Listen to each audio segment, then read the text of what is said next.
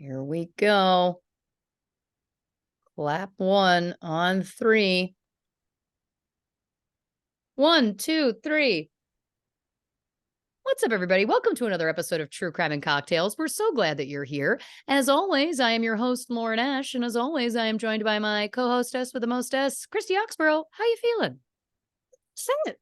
God, I'm pooped. You're pooped. Today I am pooped. Because today was like a very quick finish off this episode, finish off something else, and then football practice. Which is literally just me walking around outside for like back and forth for like an hour and a half. And I find I'm getting so much fresh air on those days that I'm just ready to tuck in the second I get home. So yeah, a little pooped, but here we are. Here we We're are. gonna pull through. Listen, we're going to pull through whether we like it or not in some senses. Yeah. Because we always do. We always do. Now, listen, I just have a little something I want to talk about really quick. Yeah. So, as we all remember, I should have maybe taken notes before getting into this, but you'll see how patchy my memories are and you'll all follow me. If you listen to the show, you know, a while back, there was an update, of course, about the hearings about the UFOs. And of course, I thought this was it. This was it. Christy would be willing to say to me, you know what, maybe. And her immediate response when Brett brought it up was, show me the bodies. And now, of course, my update is that there has been bodies presented. Now, anyone who's been following along with this in the news, there are some little alien bodies that have been discovered. Now, this is mired in controversy because apparently they were discovered before, proven to be fake, and now they've come back. That is what the allegation is. However, there was a story that came out within the past 48 hours, and some Mexican doctors had done tests on the alien corpses. Yeah. And it is said that they found no evidence of any assembly or manipulation of the skulls. It says that this was proving that the remains were not human-made. Sure. Okay. They live streamed the entire procedure, which maybe makes it feel a little less credible to me. Somehow, I feel like maybe that's something that feels a little uncouth. Sure. You know, uncouth for the long dead alien bodies. It's unseemly. It just feels like it doesn't provide them. Look, if we're going to get real about it, then let's get real about it. Well, let's not make it a sideshow. You know what I'm saying? Some of us are deeply invested in this. Of course. Okay. You've been on a 40-year mission, I understand. Yeah. Oh, probably 30. Probably more like 30. Yeah. So, Jose Zalca Benitez, the director of the Health Sciences Research Institute in the Secretary of the Mexican Navy's office, said that the studies proved that the alleged aliens belonged to a single skeleton and were not assembled with human objects. He also said that his team found one that was alive, was intact, was biological, and was in gestation, pointing to large lumps inside the alleged alien's abdomen, which he suggested could potentially be alien eggs. Now, he also said he can affirm that the bodies had no relation to human beings. These two corpses were allegedly found in Peru in 2017. They have 3 fingers on each hand, elongated heads, and I don't want to show you a photo because I feel like I'm going to know what your reaction will be. But I have been screaming at you for weeks. Show me the bodies. Show you the bodies. So no, God, that's a fucking cake or something. Can we get the Netflix Is It Cake people on the case? We need to know. Is it an extraterrestrial corpse or is it cake? That's incredible. That was almost exactly E.T. Well, it says that they had strong, light bones, no teeth, and implements of cadmium and osmium, which is one of the scarcest elements on Earth. 1/3 of their DNA is unknown, claiming the beings are not part of our terrestrial evolution. It says they're not part of the evolutionary history of Earth. It also said, however, that they are not beings recovered from a UFO crash. Instead, they were found in a diatom or algae mine and subsequently became fossilized. So, now again, many other people have come forward saying that this is not true. There's a lot of skeptics. There was apparently tests on the bodies years past that had different findings. So I don't know what the answer is, but I guess my point is that often on this show we will say things and then somehow they come into fruition. Like we'll talk about something and then it'll happen. And I just think it's interesting that you said, show me the bodies, and then some bodies showed up. You know what I mean? 6 years ago. Well, but we didn't really know about it. Like I hadn't really heard about it. No, I absolutely agree with you that I feel like we manifested this coming out. Yeah. And then just to give the, the other side of this, just because that's, I've got to be fair. Both sides, of course. In my coverage. Always. In my coverage. Again, there's another article that said the same thing that the first one did. Wonderful. But then it says the Peruvian Attorney General's office, together with the Institute of Legal Medicine and Forensic Sciences, had launched an investigation years before when the bodies were first found. The investigation found that the figures were recently manufactured. It said creations made of animal and human bones joined together with synthetic glue. They in turn were covered with a mixture of plant fibers and synthetic glue to simulate a type of skin. I guess to me, I've got a few things to say. Sure. One, if these are fake bodies, and for some reason these experts in Mexico are lying, you're not helping the cause. Do you see what I'm saying? Like it's like misinformation, lies, again, creating a sideshow of the whole event. This doesn't help something that there is a lot of people who are deeply invested in. Yeah. In short, what I'm saying is don't fuck with us. Okay? Don't. My favorite thing about your passion. Well, because again, if there's anything I hate in this world, we all know what it is. Injustice. It is the number one thing, both in the macro and in the micro. And if they're lying about this to get, I don't know, some sort of like Instagram or TikTok followers, so help me God. Don't. It's all about the clicks. All about the clickies. And I'm not about that life. However, if for some reason these prior studies were also falsified, perhaps government cover up, they don't want the truth coming out that these little bodies are in fact real. Well, then I give the same message to them. Don't fuck with us. Yeah. I think also my second favorite thing about you is the way you say lies and liar. Like when you're, again, it circles back to the first one, the passion. Yeah. Yeah. I just like the very specific tone you get when that word comes out. I come about it honestly. You know what I mean? And like, again, like this is the other thing, like, I know for a lot of people, present company included, bit of a farce, bit of a joke, bit of a ha-ha, bit of a chuckle. And we own that. You know what I mean? The believers own that. We see it. We know it. We understand that that's a part of that's a part of this for us. That's our cross to bear. However, it doesn't help. No. I could not be happier that you're speaking on behalf of believers as a whole.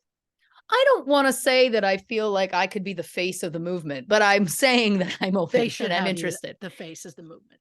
Tom DeLonge, I couldn't take it from him.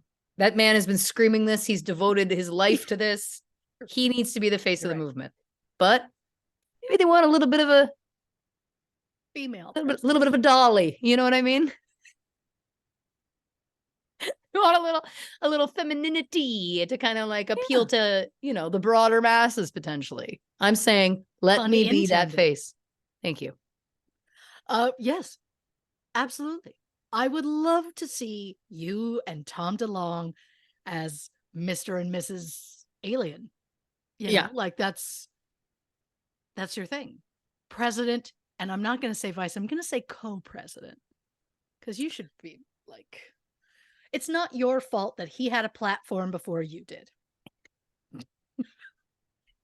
You're right. You've been shouting about it. It's just his platform has been larger. And sure, when I've turned to my philanthropy and raising money, I've tried to do it for charities as opposed to like, building missions to space. But that's not the point. I'm not downgrading what he's been doing. I think what he's been doing is great. And it's been putting pressure on the government. And then the truth is coming out, which I do think ultimately is a metaphor in and of itself is important. But it's also a metaphor for larger themes, which is that the public deserves to know. We deserve the truth. Yes. We can handle the truth. Yeah. Yeah. And look, even when the truth is going to stare me in the face, I'm still going to go, nah. Like if I met an alien face to face, I would be like, Lauren, fuck off. Get the suit off. This is intense. I like your cosplay. Like I'm going to just assume. Yeah, I know. Oh, there's no way to win this. I know. I get it. I'm just too hard of an old broad. You know what I mean? I'll get there at some point. At some point, it'll be like, here is a legit alien. This is how he got here. This is how he, they, she, whatever is going to communicate with us. Then I'll be like, okay, maybe. But with how good computer technology is now, I'm going to be hard pressed to believe it if I'm not seeing it in person. I get it. But I also don't think that I want to see it in person. Look, I don't know that I want to see it in person either. I would like it to be preferably not live streamed because I don't think there's a dignity to it. Sure. They can film what they're doing, but I don't know. The idea of live streaming it just feels so glib. I don't know. I don't like it. I don't like it. I'd like the bodies to be treated with respect. Yeah, I don't know that I want to be face to face with one. That I think is the big difference. That's why I don't think I could actually be the president of the movement. I don't think I could be because I don't actually, much like doing this podcast, people are like, you should interview a murderer. And I said, I would rather do anything else. That's not what we do. We do not want to make contact. I don't want to make contact with the otherworldly creature. No. I would like to hear about it. I'd like to see some unrefutable evidence. Yes.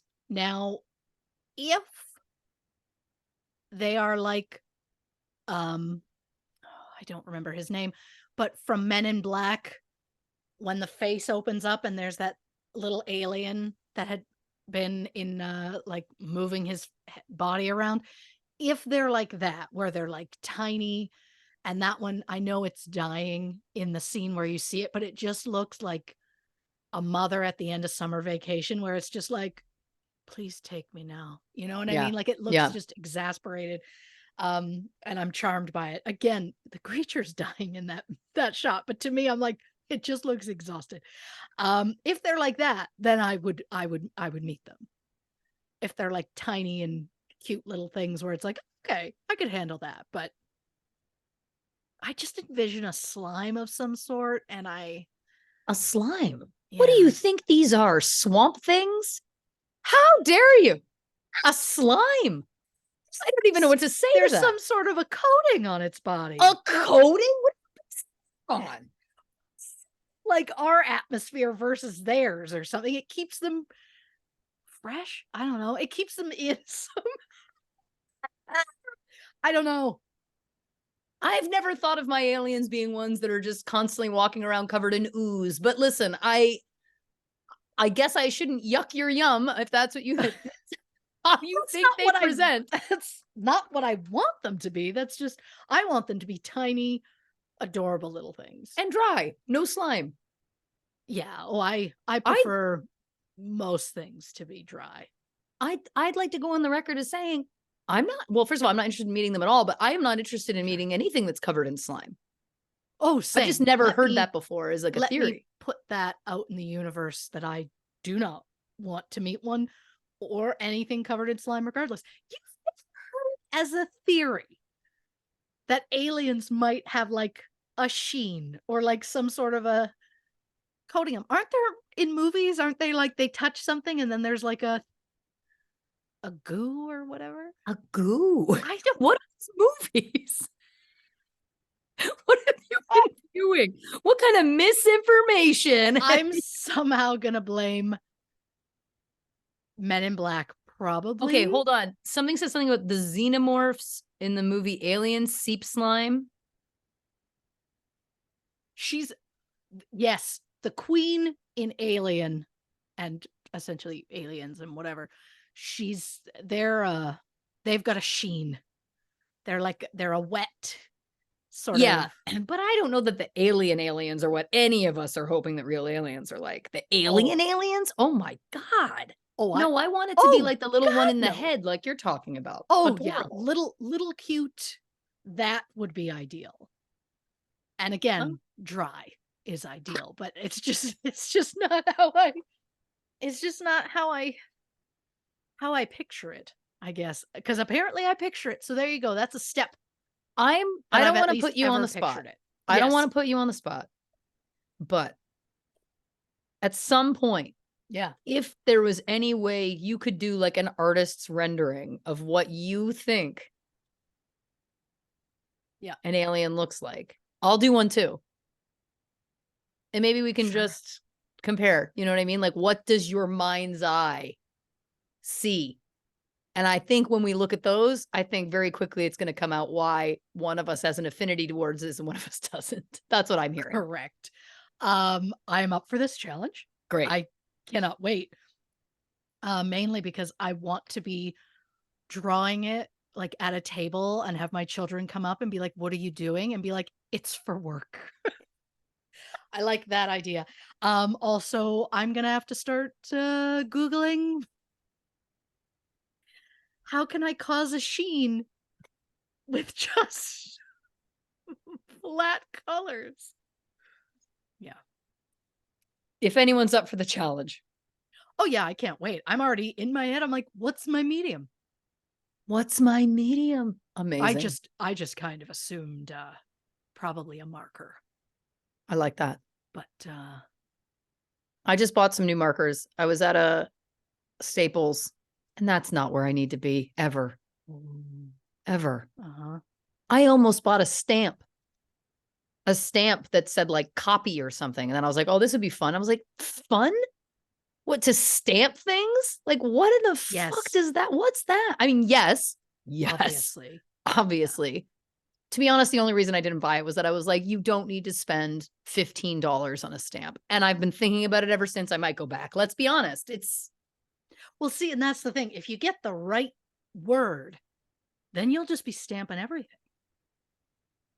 Yeah. Like if you get one that says like paid or something for like on a bill, or I don't know, what are other stamps that exist? Yeah, paid. I did see a paid one there. Maybe I need to get maybe I need a custom stamp. Okay.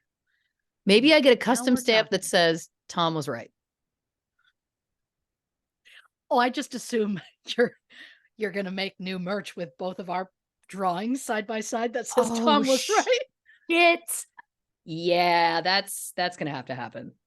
Well, you've put it out there now, so guess what? We're on the hook. Yeah, look, or the two pictures, or Tom was right, and on the back there's the two pictures. Yeah, Tom was right. But which of us is? Oh, I like that.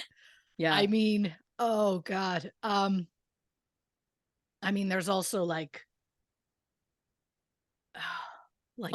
choose your competitor. I also feel like perhaps it's two shirts and there's a team Christy and a team Lauren. Oh, you won't like that. Because what if one sells too much of the other? Because if it's too much of mine, it'll hurt you. But if it's too much of yours, you'll feel bad for me. But then I'll know. but then you'll know which one. I'll just know. I'll know. Like, it's Well, like, they're not gonna like when all of my shirts come wet.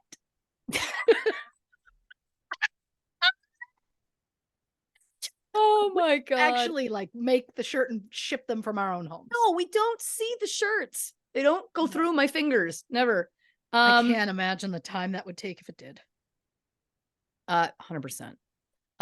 Listen, very quickly, and then we'll get into it. Yeah. Just following up on the Tom was right. I saw a very charming Mark Hoppus, Blink-182 clip where he said he was in Europe and he was walking down the street and he saw a guy wearing a shirt that said Tom was right. And Mark pointed to it and said, "Hey, he sure was." And the guy went, "Yeah." Not at all recognizing Mark Hoppus. It's just, you would think that someone who had a Tom DeLonge shirt, Yes. you would think maybe would be delighted to just have had an interaction with Mark Hoppus. Maybe would have, apparently not, which made me laugh. But then very quickly, they released a new music video today. They released a new single. Yeah, They released a new video today. I don't know if you've seen it or not. I have not. I watched it immediately upon rising. Of course. And it's emotional. The song is emotional. Though, one more time, it's talking about like it shouldn't take Mark getting sick or Travis being in a plane crash, because those are the two things that brought the band back together, right? And it's like, it shouldn't take this. We should be loving each other no matter what. Oh, yep. Trust me. And then at the end of the video, towards the end, it starts showing all this old footage of them, and it was footage from that VHS that we both had. The like Enema of the State, the Urethra Chronicles, I think it was called. It was all this footage from that, and I had this wave of and I sobbed. And it was just something about like, I remember saving up my allowance when I was 14. I think it was my 14th birthday, to buy Dude Ranch. It was the first thing I had heard of theirs. And I was like, wow, to think now that this is a band that I've been listening to for 26 years, had consistently, you know.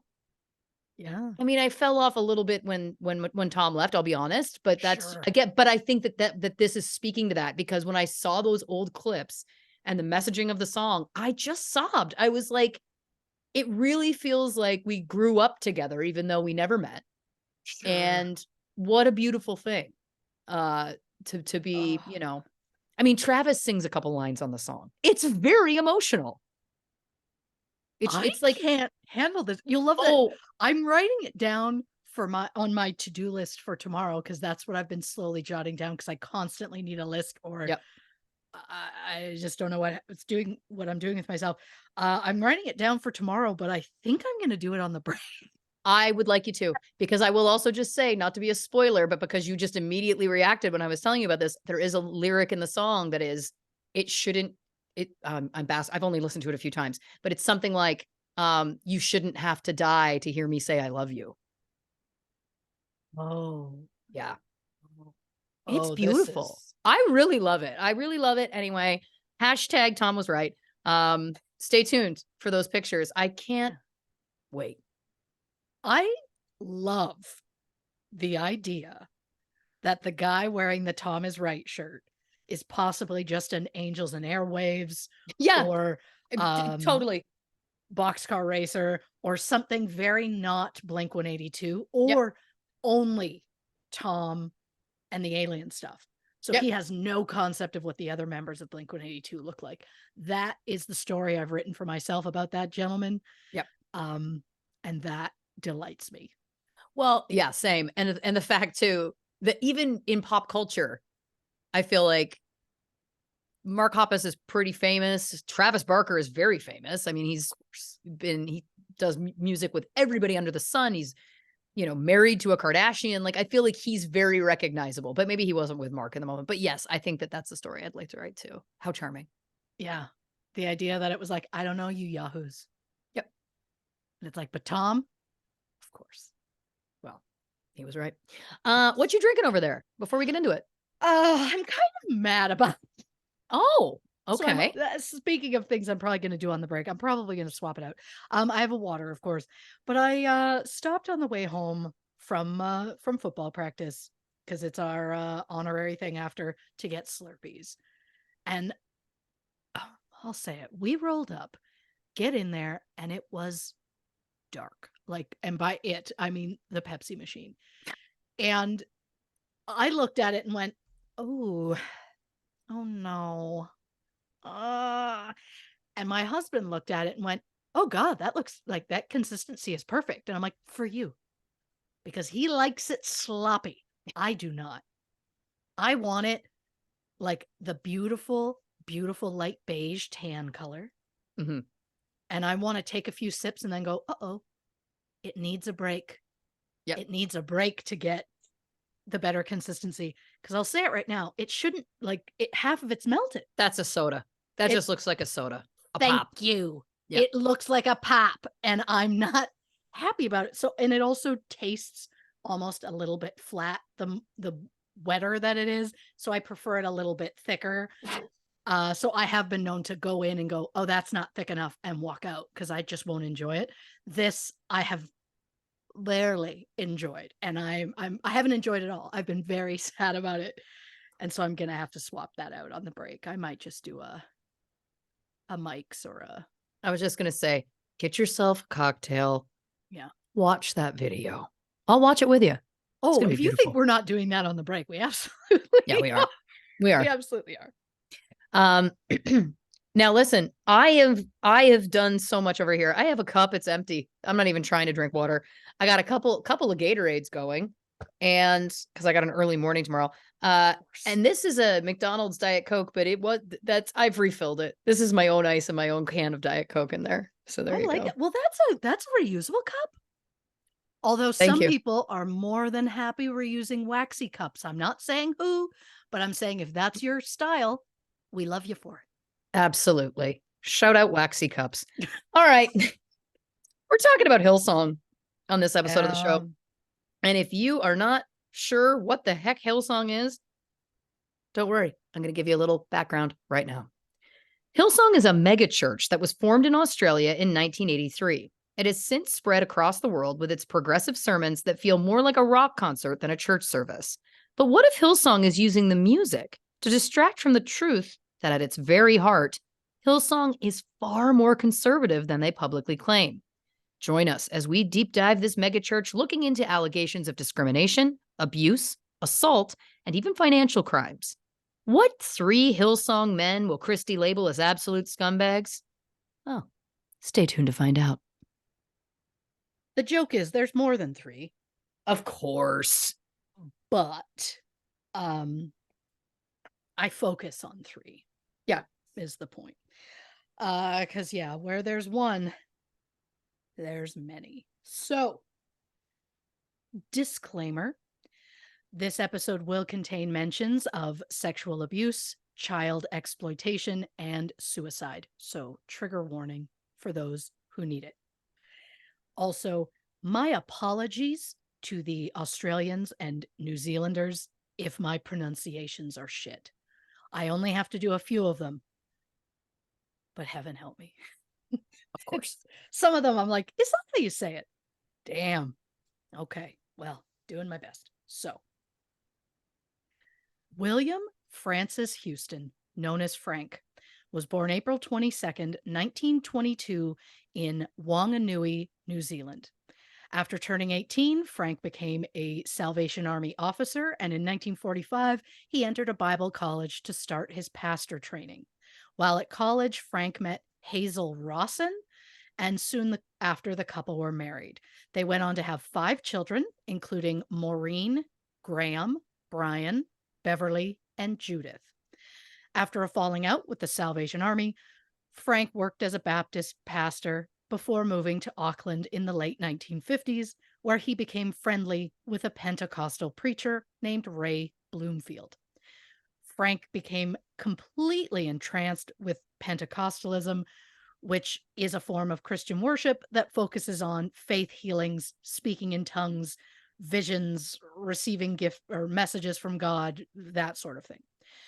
Pentecostalism is also known for pushing what are considered to be quote unquote traditional family values, meaning they tend to be very pro-life and very anti-gay and LGBTQIA+. In 1958, Ray felt that his church was getting a lot of negativity from the Assemblies of God churches, so he chose to leave New Zealand and move to Canada. Didn't know we had him, didn't think we needed him. So with Ray moving to Canada, someone had to take over his church. He left Frank in charge. Somehow, this led Frank to becoming the superintendent for the Assemblies of God in 1965. He remained in the role until 1971. By then, Frank's reputation as a fire and brimstone sort of preacher had spread, and he was invited to speak in Pentecostal churches throughout Australia. Frank then claimed he received a divine message from God ordering him to plant a church in Australia. So he moved to Sydney in 1977, and Frank started the Sydney Christian Life Centre, or CLC, in a rented hall in Double Bay. Frank had hoped that one of his sons would eventually become his successor, because heaven forbid a woman do it.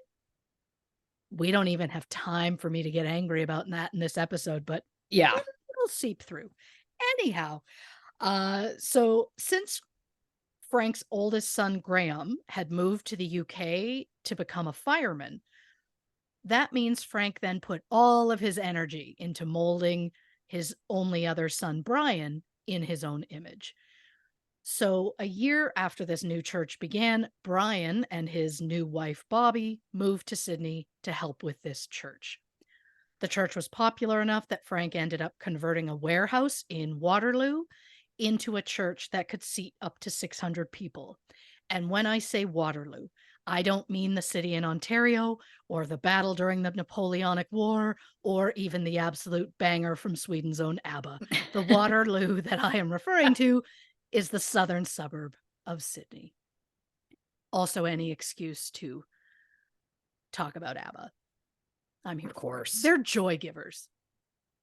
Yeah. I'll say it. They're joy givers. I love them.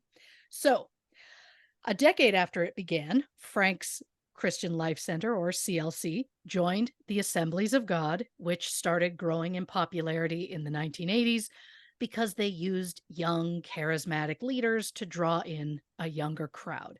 Soon, there were 20 CLC locations in Australia, as well as a Bible college that Frank used to train CLC pastors. And then, for whatever reason, 40 members of this CLC, which included Frank's son Brian, decided they were going to start their own Christian community. Oh God, please tell me I'm going to get this. In Mullumbimby, which is in northern New South Wales, about 763 kilometers or 474 miles up the coast from Sydney. The community was called True Vine, and many of the members were struggling in some way, whether it was financially or emotionally. So they were vulnerable and maybe a little more easy to pull them into a group that claimed they would help them. But True Vine made the members believe they're going to get help whenever they needed it. However, they soon forced members to live by a very strict set of rules, which were put in place by a group of elders, aka a bunch of old white men, who were governed by Frank Houston. According to former members, True Vine involved a lot of physical abuse, specifically towards women and children. And while True Vine, thankfully, didn't last long, the ideas behind it became the basis of Brian Houston's next church. And when I say the ideas, I mean taking a person who is vulnerable in some way and looking for a place to fit in, and then completely taking advantage of that person to suit your own needs. We will get into more details about it later, but just know this seems to be the foundation with which Brian Houston built his new church in 1983, a CLC offshoot in Balcombe Hills called Hills Christian Life Center. Brian partnered with a musician named Jeff Bullock to form the band Hillsong, which created contemporary Christian music. The band would go on to sell over 18 million albums worldwide, win numerous awards, including a Grammy in 2018 for contemporary Christian music performance for the song What a beautiful name. And thanks to the music, by 1986, this small church was suddenly bringing in crowds of 5,000 people. And when Brian realized it was the music that was bringing them their success, he changed the name of the church from Hills Christian Life Center to Hillsong. I also think at some point, the Sydney Christian Life Center joined in with them to become Hillsong. It doesn't matter. These guys are all pricks. Let's just move on. So, These guys are all pricks. That's amazing. to say that I've had a day, so I just, whatever jagged energy you're getting. What I love is that this is because you've had too much fresh air and you're ready for bed. That's what I love. This is what comes out. She's had too much fresh air. Yep. She's a little bit crabby, and these men are the worst. Yeah. So it is what it is. So who knows? The point is, we're only like half an hour in, so best of luck to everybody in this episode with this energy. So Hillsong became intensely popular, and in 2018 they became non-denominational because they left the Australian Christian churches, which is the Australian branch of the Assemblies of God. We could get into the Assemblies of God, but it's not important because I'm not going to call them pricks because I don't specifically know. The point is, it's not important. Moving on. We trust you. We trust you. You don't have to tell us. We're all like, if you don't think it's relevant, it's fine. The point is, I don't know if I've earned that trust today. I love it. Look, I wrote these notes in another mind frame. Yeah. So that's what I got to stick with, is it'll be fine. So the growth has been credited to the fact that Hillsong took the flashy evangelical style and turned it into something that felt more like a rock concert than a church service. The pastors were typically young men with tattoos who wore jeans and designer leather jackets. The New York Times described it as, quote, the leading edge of cool Christianity. Although it has also been described as, quote, flashy, powerful, egocentric, manipulative, and the antithesis of Christianity. So take your pick, I guess, there. Hillsong grew into a megachurch that started to expand worldwide, starting with a London location in 1992. At the height of its popularity, Hillsong had 131 locations in 30 different countries, including the United States, Belgium, Italy, UK, Indonesia, Israel, Scotland, France, Mexico, Argentina, Russia, and South Africa. Also Canada. I should shout out our home. But there was also Hillsong College, which allowed students to focus on ministry training, theology, and music. It started with 2 campuses in Australia in 1995 and branched out to campuses in the United States and Canada. Since its inception, nearly 20,000 students have graduated from Hillsong College. To quote journalist Mark Fennell, quote, Hillsong didn't invent the megachurch, but they certainly perfected it. More than 100,000 people were attending weekly services, including 10,000 at certain American locations alone. The most popular of the American locations was easily the one in New York, and that is 100% because of Pastor Carl Lentz. Stephen Carl Lentz, known as Carl, was born November 6, 1978, in Virginia Beach, Virginia. After attending North Carolina State in the fall of 2000, Carl went to Hillsong College in Sydney. While attending Hillsong, Carl was befriended by Joel Houston, the oldest son of Brian Houston. Carl started spending a lot of time with the Houston family, and Brian and Bobby kind of became a second set of parents to Carl. In his last year at Hillsong College, Carl interned for Brian, but it was mostly like picking up dry cleaning and washing Brian's car. Carl even started a relationship with Laura Brett, the daughter of a close Houston family friend.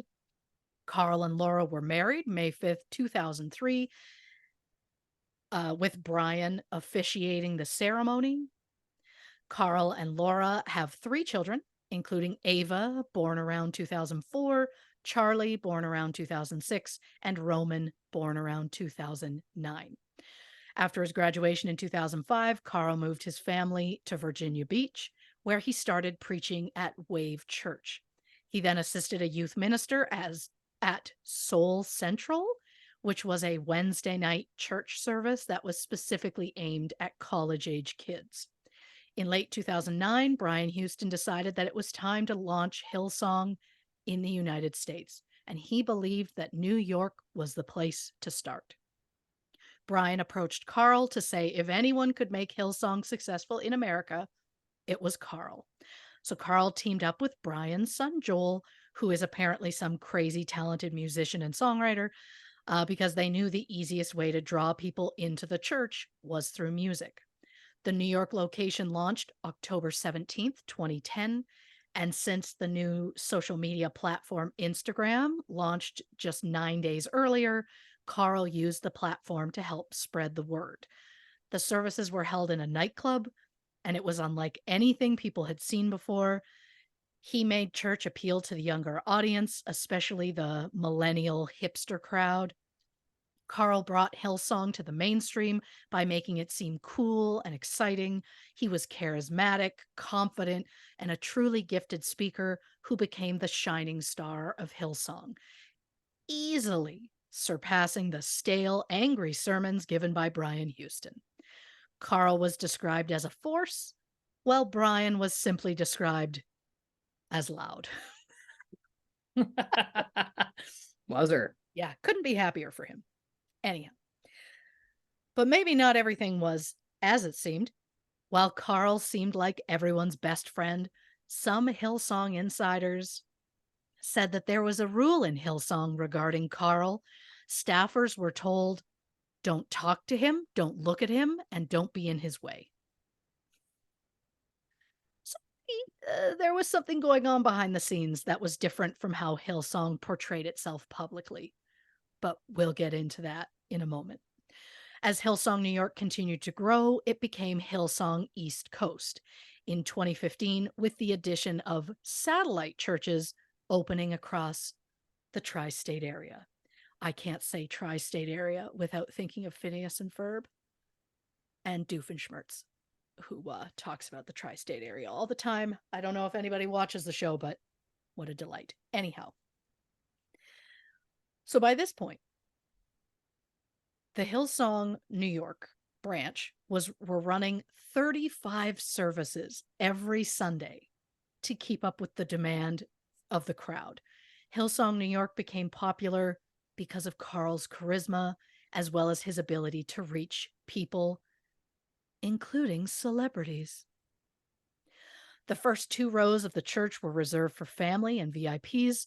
Such VIP guests seen at a Hillsong service include Kylie Jenner, Selena Gomez, Vanessa Hudgens, Austin Butler, Nick Jonas, Bono, Kendall Jenner, Kevin Durant, Kyrie Irving, Jay-Z, Oprah, Hugh Jackman, and Lenny Kravitz. Which I was like, I'm surprised, but then it's like, no, that's his vibe. Is a rock show believer. Like that just feels, that is absolutely a Kravitz vibe. So yeah, I get that. Australian Prime Minister Scott Morrison is close with Hillsong founder Brian Houston. He described Brian as a spiritual mentor. Morrison even tried to get Brian into the state dinner at the White House, but they got denied. But somehow later that year, Brian ended up joining a group of spiritual leaders to pray over Donald Trump, which, okay, anyhow. And he full brags about it, even though he had to like sneak in. So, calm down, Brian. Anyhow. So another famous face linked to Hillsong is content creator Elise Myers, who went viral during the pandemic for embarrassing stories about her life. Elise attended Hillsong College for 3 years, She claims it was an accident and she had no idea that it was a religious school and that she was just going because it was a music school. In short, Elise flew from Midwest US to Australia to attend what she thought was just a music school. When she arrived, she discovered it was heavily religious. She then claims she was too stubborn to admit she'd made a mistake, so she stayed for the full 3-year program. She did end up meeting her now husband while she was there, so I guess it kind of worked out in the end. Um, Now, I have heard that in order to apply to Hillsong College, you need to include a reference from your pastor, and the website really highlights the ministry training that happens at Hillsong. To be clear, I'm not accusing Elise of anything. She says she made a mistake. The way she tells it makes it for a more interesting story, which is a big thing you do as a content creator. Regardless, Elise has said that she and her husband have left the church in what she describes as, quote, a pretty big way. She said that she does plan on telling that story one day when they are ready. But if we're going to talk about Hillsong and celebrities, we have to talk about the bromance between Carl Lentz and Justin Bieber. Mm-hmm.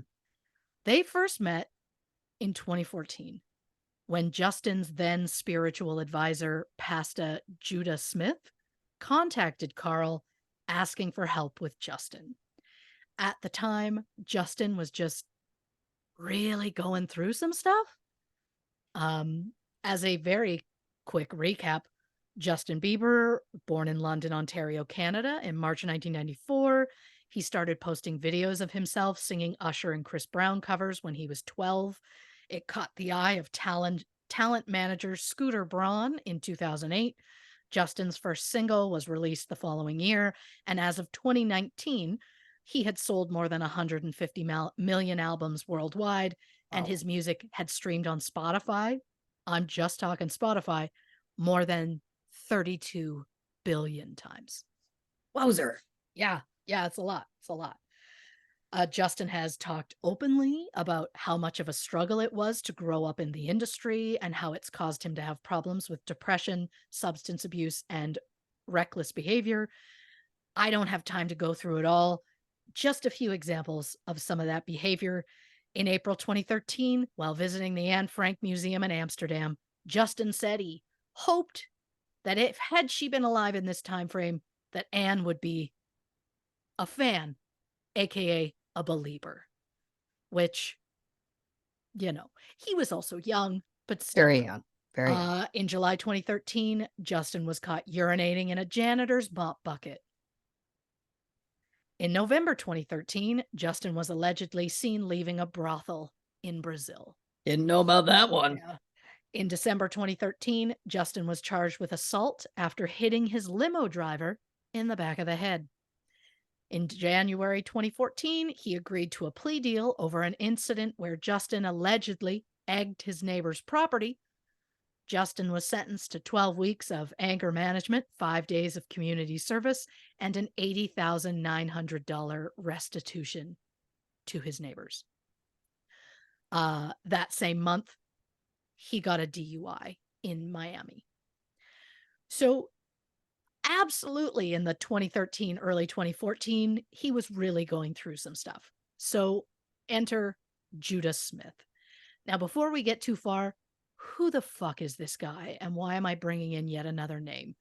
Well, he's the chaplain for the Seattle Seahawks, which I didn't realize was a thing, but all the power to you. He's also the pastor for a megachurch called Church Home. Church Home is based in Kirkland, Washington, and has sermons that are viewed online by over 300,000 people every week.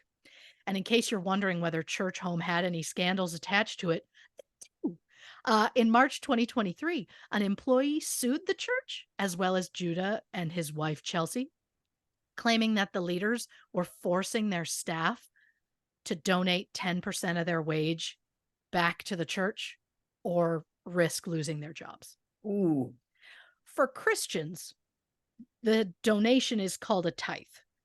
Some people believe if you pay your tithe, then God will reward you 100-fold. And if you don't pay it, well, then you're basically stealing from God. You're Yeah. not. I just look at this point, people are already struggling when it comes to bills and the cost of fucking food now. So it's like, people live. Curious if that's a common practice, because tithing is something that anyone who goes to church in certain, you know, churches, Yeah. or rather religions, everyone is supposed to tithe a certain percentage of all of their earnings. Now, my question is this is making me realize I've never thought before. If you are employed by one of these institutions, is it therefore you have to, like these people were saying, you have to tithe? That's a very interesting, sticky kind of situation, obviously. I also want to know, how much are the pastors giving? Yeah.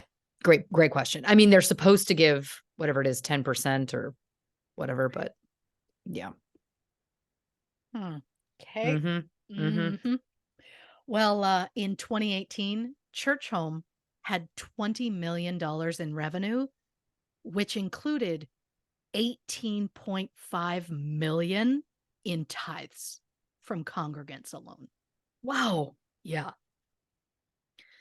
But since Church Home is considered a nonprofit, they are exempt from federal income taxes. And as much as I'd like to complain about that, I only have time for one sketchy church today. Oh, but one last thing about Judah Smith before I move on. In 2005, he was quoted as saying that he believes that homosexuality is a sin, quote, the same as murder, rape, or living with your girlfriend.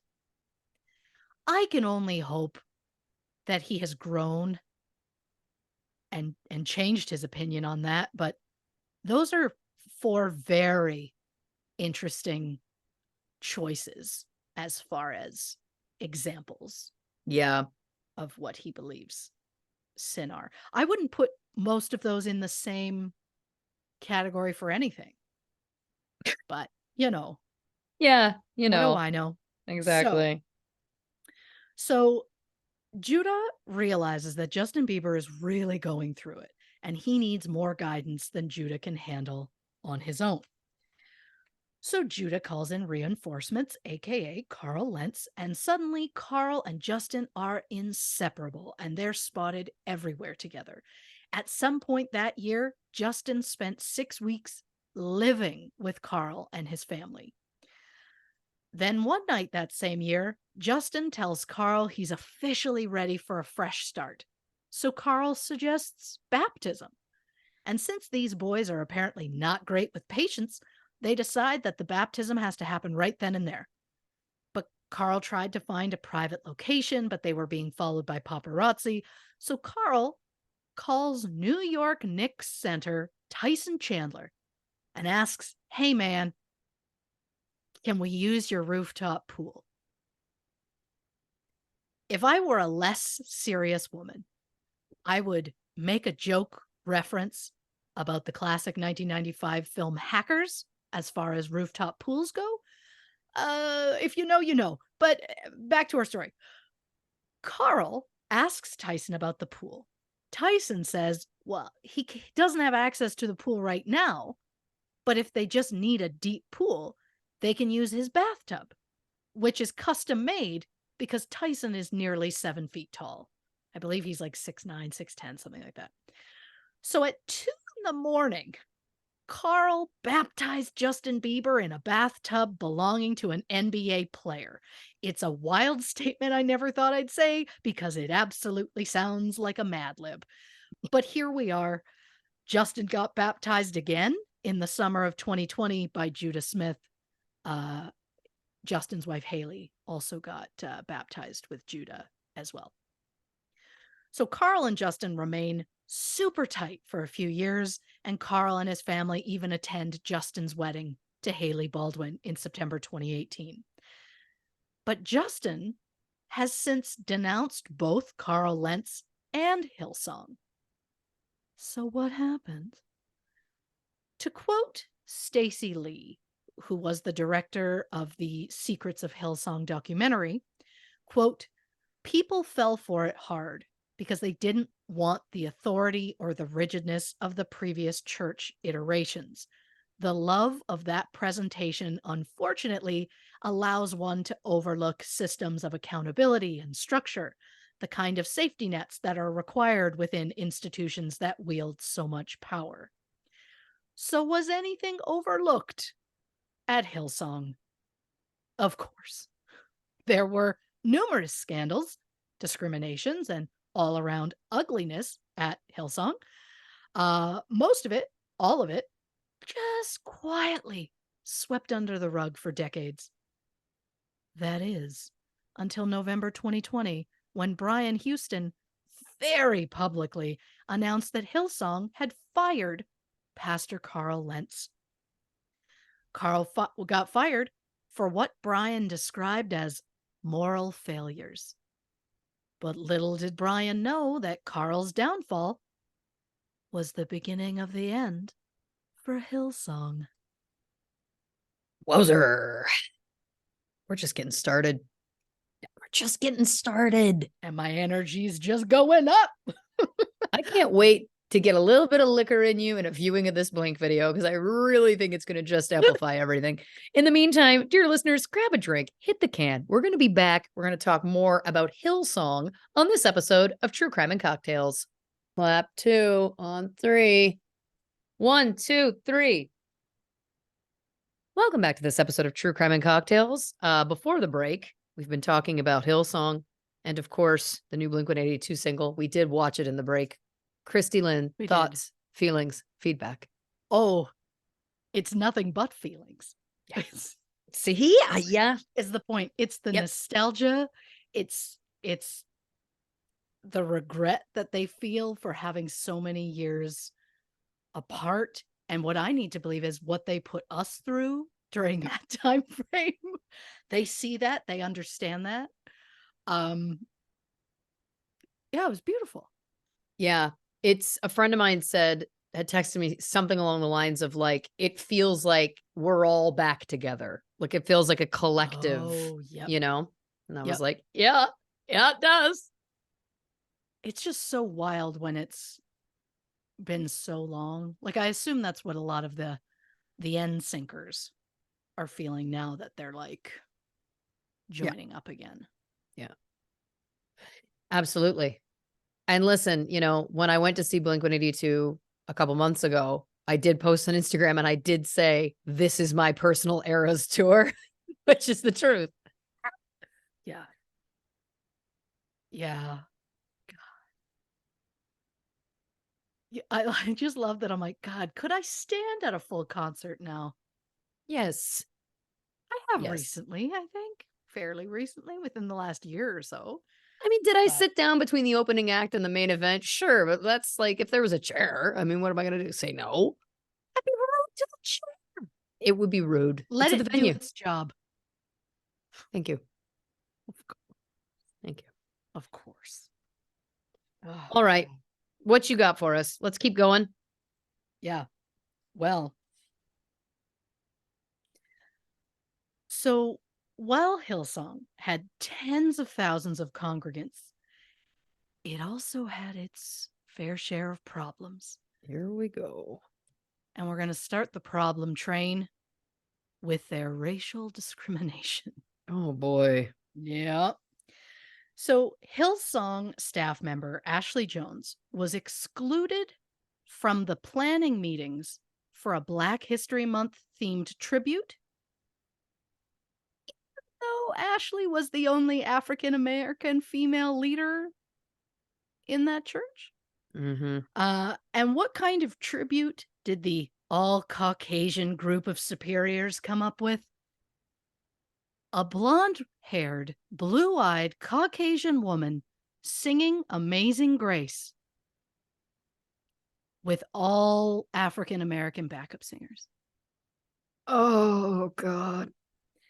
A white woman standing front and center and being the featured vocalist in a tribute to Black History Month is so wildly off the mark. I just I mean, I see how they got there, but I can't believe they landed on that and went, "This feels right." Um, but Ashley tried to point out how wrong this idea would have been. And she was told a phrase that Hillsong uses quite a lot, which is, quote, "We don't call the qualified, we qualify the called," which is just a shit way of saying qualified people are a dime a dozen. So God prefers to choose those who are most devoted. Because who would be more devoted for a Black History Month tribute than a random white woman? Get the fuck out. I mean, it doesn't even feel real at this point. Yeah. But, and then Ashley's mother, Mary Jones, also worked for Hillsong. And after seeing a problem, I don't know what the full problem was, but basically there were people were people were requesting multiple baptisms, and that kind of became a problem. So Mary came up with this 6-stage plan for new church members that would kind of help avoid the problem entirely. So Mary likes her idea, brings it to a superior named Kane Keating, who said, "Great, I'll take it to the leaders." He did. The leaders approved of it. So during the following Sunday service, Mary's plan gets mentioned to the crowd, and then they credit Kane Keating with coming up with the idea. Oh, good Lord. But Kane is sketchy at best. According to an Asian member of Hillsong, in 2012, Kane walked into a training meeting of group leaders and said, and this is a direct quote, "I'm so glad there are more white people here today. In the last training, there were too many non-white people, and it felt weird." My God. And then when the other leaders didn't respond favorably, Kane said, quote, "It's a joke. And you know, if you can't take the joke, there are many churches out there who will welcome you." Wowzer. First of all, it's a gross joke for anyone to make. I use the word joke very loosely because it was not a joke. It was a simple racist statement that Kane tried to walk back on because he didn't get the reaction he was hoping for. But for a leader to say it in front of a group of his peers and to not be fired or even disciplined in any way is gross. But that's the amount of gross things that don't get punished.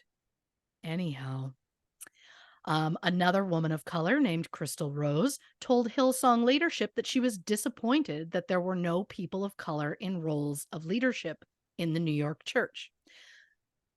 The leaders then responded by kicking Crystal out of the church with no warning and having police escort her out of the building. Wow.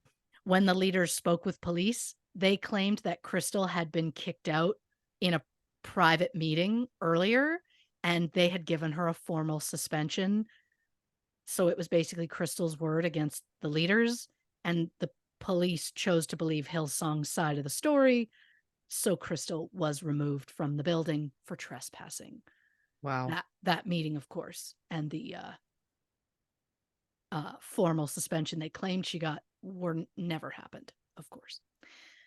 And not only did Hillsong seem to discriminate against people of color, they also discriminated against people who are gay or members of the LGBTQIA plus community. Here are a few negative stories of their experiences. So I hope I'm saying this right, but Omar Abreu attended Hillsong College in 2015.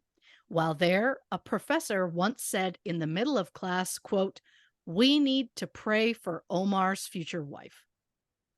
Omar, who identifies as queer and non-binary, was incredibly uncomfortable about the professor's comment, So they spoke to a youth pastor at Hillsong. The pastor said, "It's okay. No one else needs to know the truth but you and me."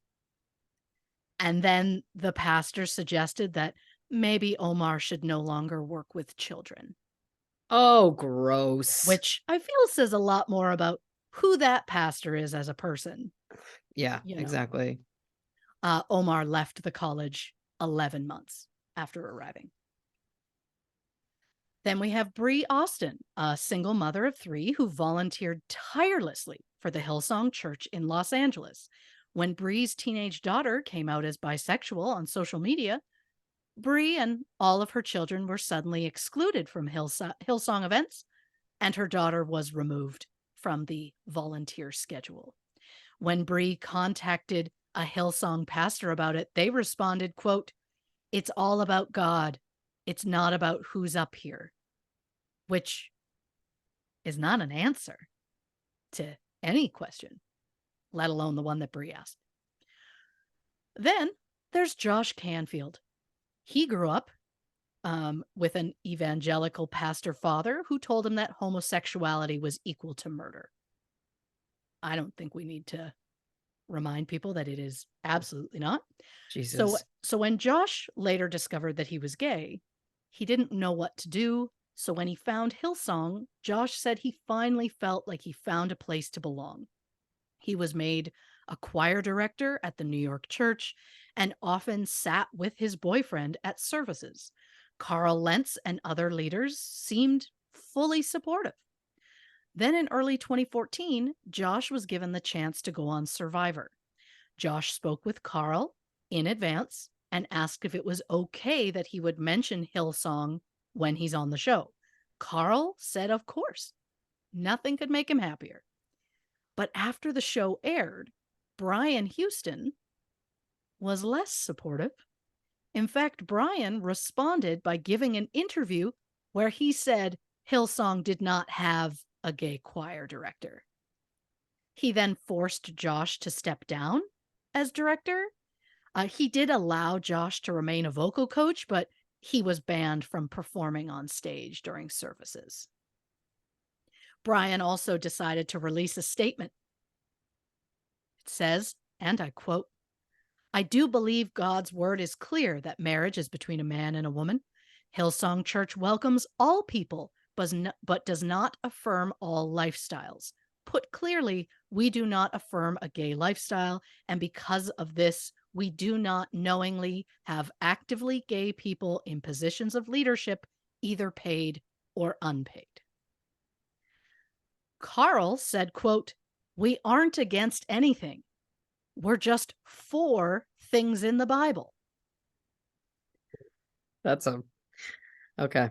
Nothing riles me quite as much as a person who uses the Bible to excuse their shitty behavior. Yep.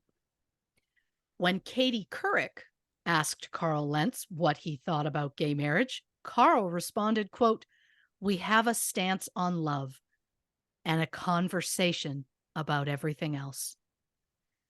Since that is clearly a bullshit non-answer, Katie, the ever professional, outright asks, "And what does that mean?" Carl responds, quote, "Exactly that." What a fucking douchebag. Yeah. There, I've said it. I'm so sorry, Because he Carl. I'm knows. not even. I'm Because not he even sorry, knows. Carl. That's what's so frustrating about it. It's like, you know what you're doing. We all know what you're He doing. knows. Ugh. So, there was also a period of time as recently as 2011 when Hillsong would refer gay and LGBTQIA plus members to conversion therapy, which is interesting because Carl Lentz said, quote, "We aren't trying to change anyone." Hmm. For a church whose main tagline is "Welcome Home," they don't seem to be that welcoming at all. And while Hillsong may be progressive from the outside, the inside proves that it's run by a group of conservative white men. And you know what that means? Financial crimes. And yes, while that segue was fun and I'm very proud of it, I'm not suggesting every white conservative male is the same. I'm just so tired of hearing the shit they get away with. So let's look at some financial crimes, specifically Hillsong Of financial course. crimes. Of Now, course. when Hillsong first began, it kind of leaned more towards the Pentecostal and evangelical ways with like the really passionate sermons and the healings and the whatnot. But then Brian Houston took a trip to the United States in 1989 where he witnessed the success of prosperity preaching. Basically, Brian became fascinated by the TV televangelists who touted the idea that Jesus wanted money for himself and for his followers.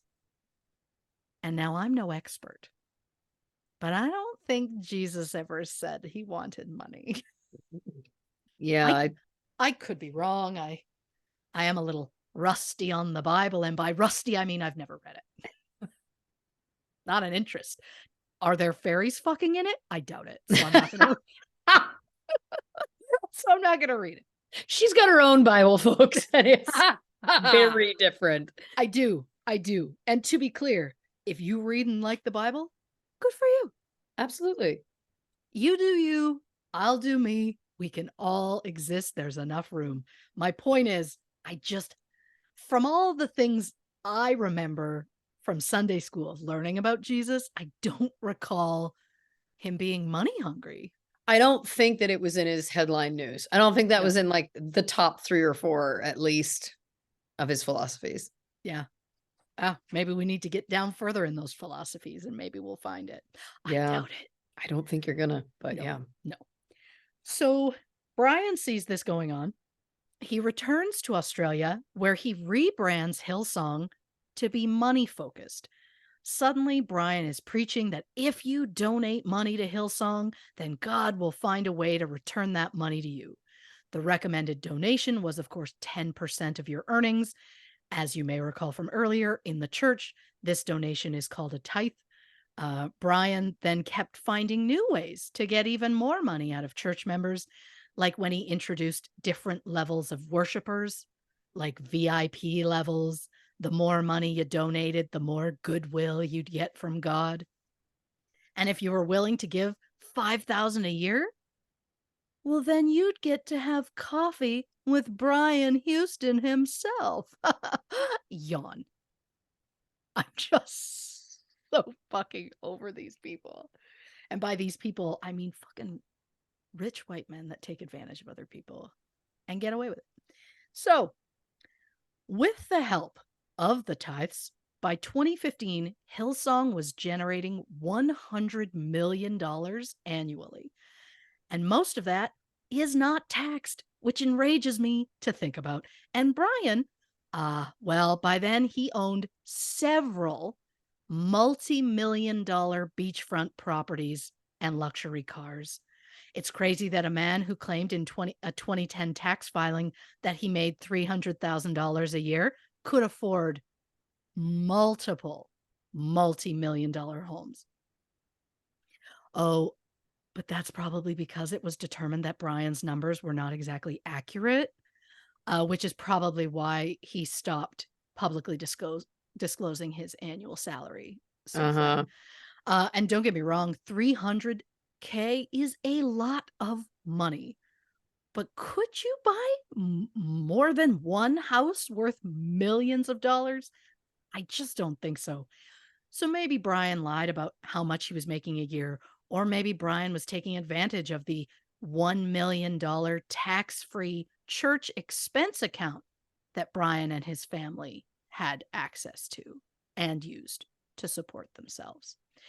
Also, according to Vanity Fair, the interns who work for Hillsong pay up to $4,000 a year to work there, which isn't how interning works. But Yeah. again, I could be wrong. So, Brian Houston and other Hillsong leaders have recently been accused of potential fraud, money laundering, and tax evasion. In October 2022, a whistleblower, who I believe was their accountant, came forward to point out discrepancies in the Hillsong financials, including an obscene level of money spent by the Houston family. A lawyer called it, quote, shopping sprees that would embarrass a Kardashian. Included in those shopping sprees were a $6,500 Cartier watch for Brian's wife, Bobby, two other $2,500 watches, a $2,500 set of Louis Vuitton luggage, and $16,000 custom skateboards. I'd like to see them.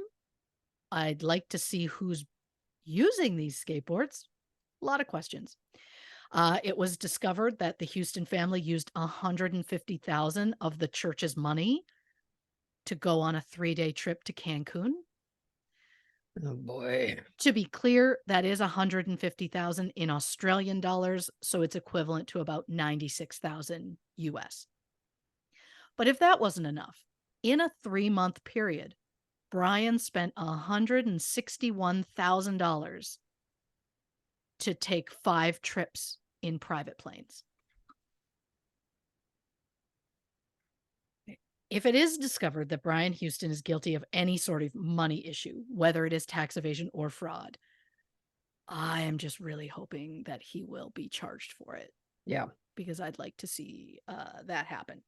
But before we can get to what I'm calling our 3 scumbags of the day, I need to address something that is all too common when we're talking about men taking advantage of their position of power. And that, sadly, is the amount of sexual assault that allegedly happened in and around Hillsong. Mm-hmm. In 2015, Anna Crenshaw moved to Australia to study at Hillsong College. While out with friends, Anna was groped by a man named Jason Mays, who was a staff administrator for Hillsong. Trigger warning, because this is uncomfortable.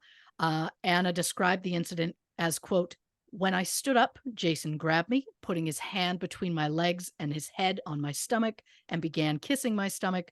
I felt his arms and hands wrapped around my legs, making contact with my inner thighs, butt, and crotch. Anna said she tried to leave, but Jason stopped her. When Anna was finally able to go, she decided not to say anything because not only was Jason married at the time, but his father was the head of Hillsong's human resources. Also, I don't know how old Jason was at the time of the incident, but Anna was only 18. Oof. Anna went to a counselor, and to that I say, good for her. Yep. Sadly, the reason she went is because she had previously been abused by a youth pastor when she was a child, and this incident brought a lot of things back for her. Again, more men in positions of power taking advantage of people. It's disgusting. On the advice of her counselor, Anna chose to come forward, telling her story to the head of pastoral care oversight. 3 months later, nothing had been done about it. Anna had to repeat her full statement on 3 separate occasions before Jason was ever even questioned about it. Jason, of course, denied anything happened. However, since the incident occurred in a public place and witnesses corroborated Anna's story, Jason was placed on paid leave. Oh my God. Brian said, quote, we're talking about a young man, a young married man who did something stupid, got much drunker than he should, which is an issue we've got to keep addressing, and got himself in a bad situation.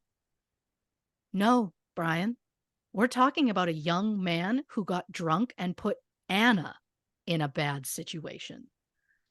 Hillsong leaders then placed Anna in a volunteer group that was run by Jason's wife.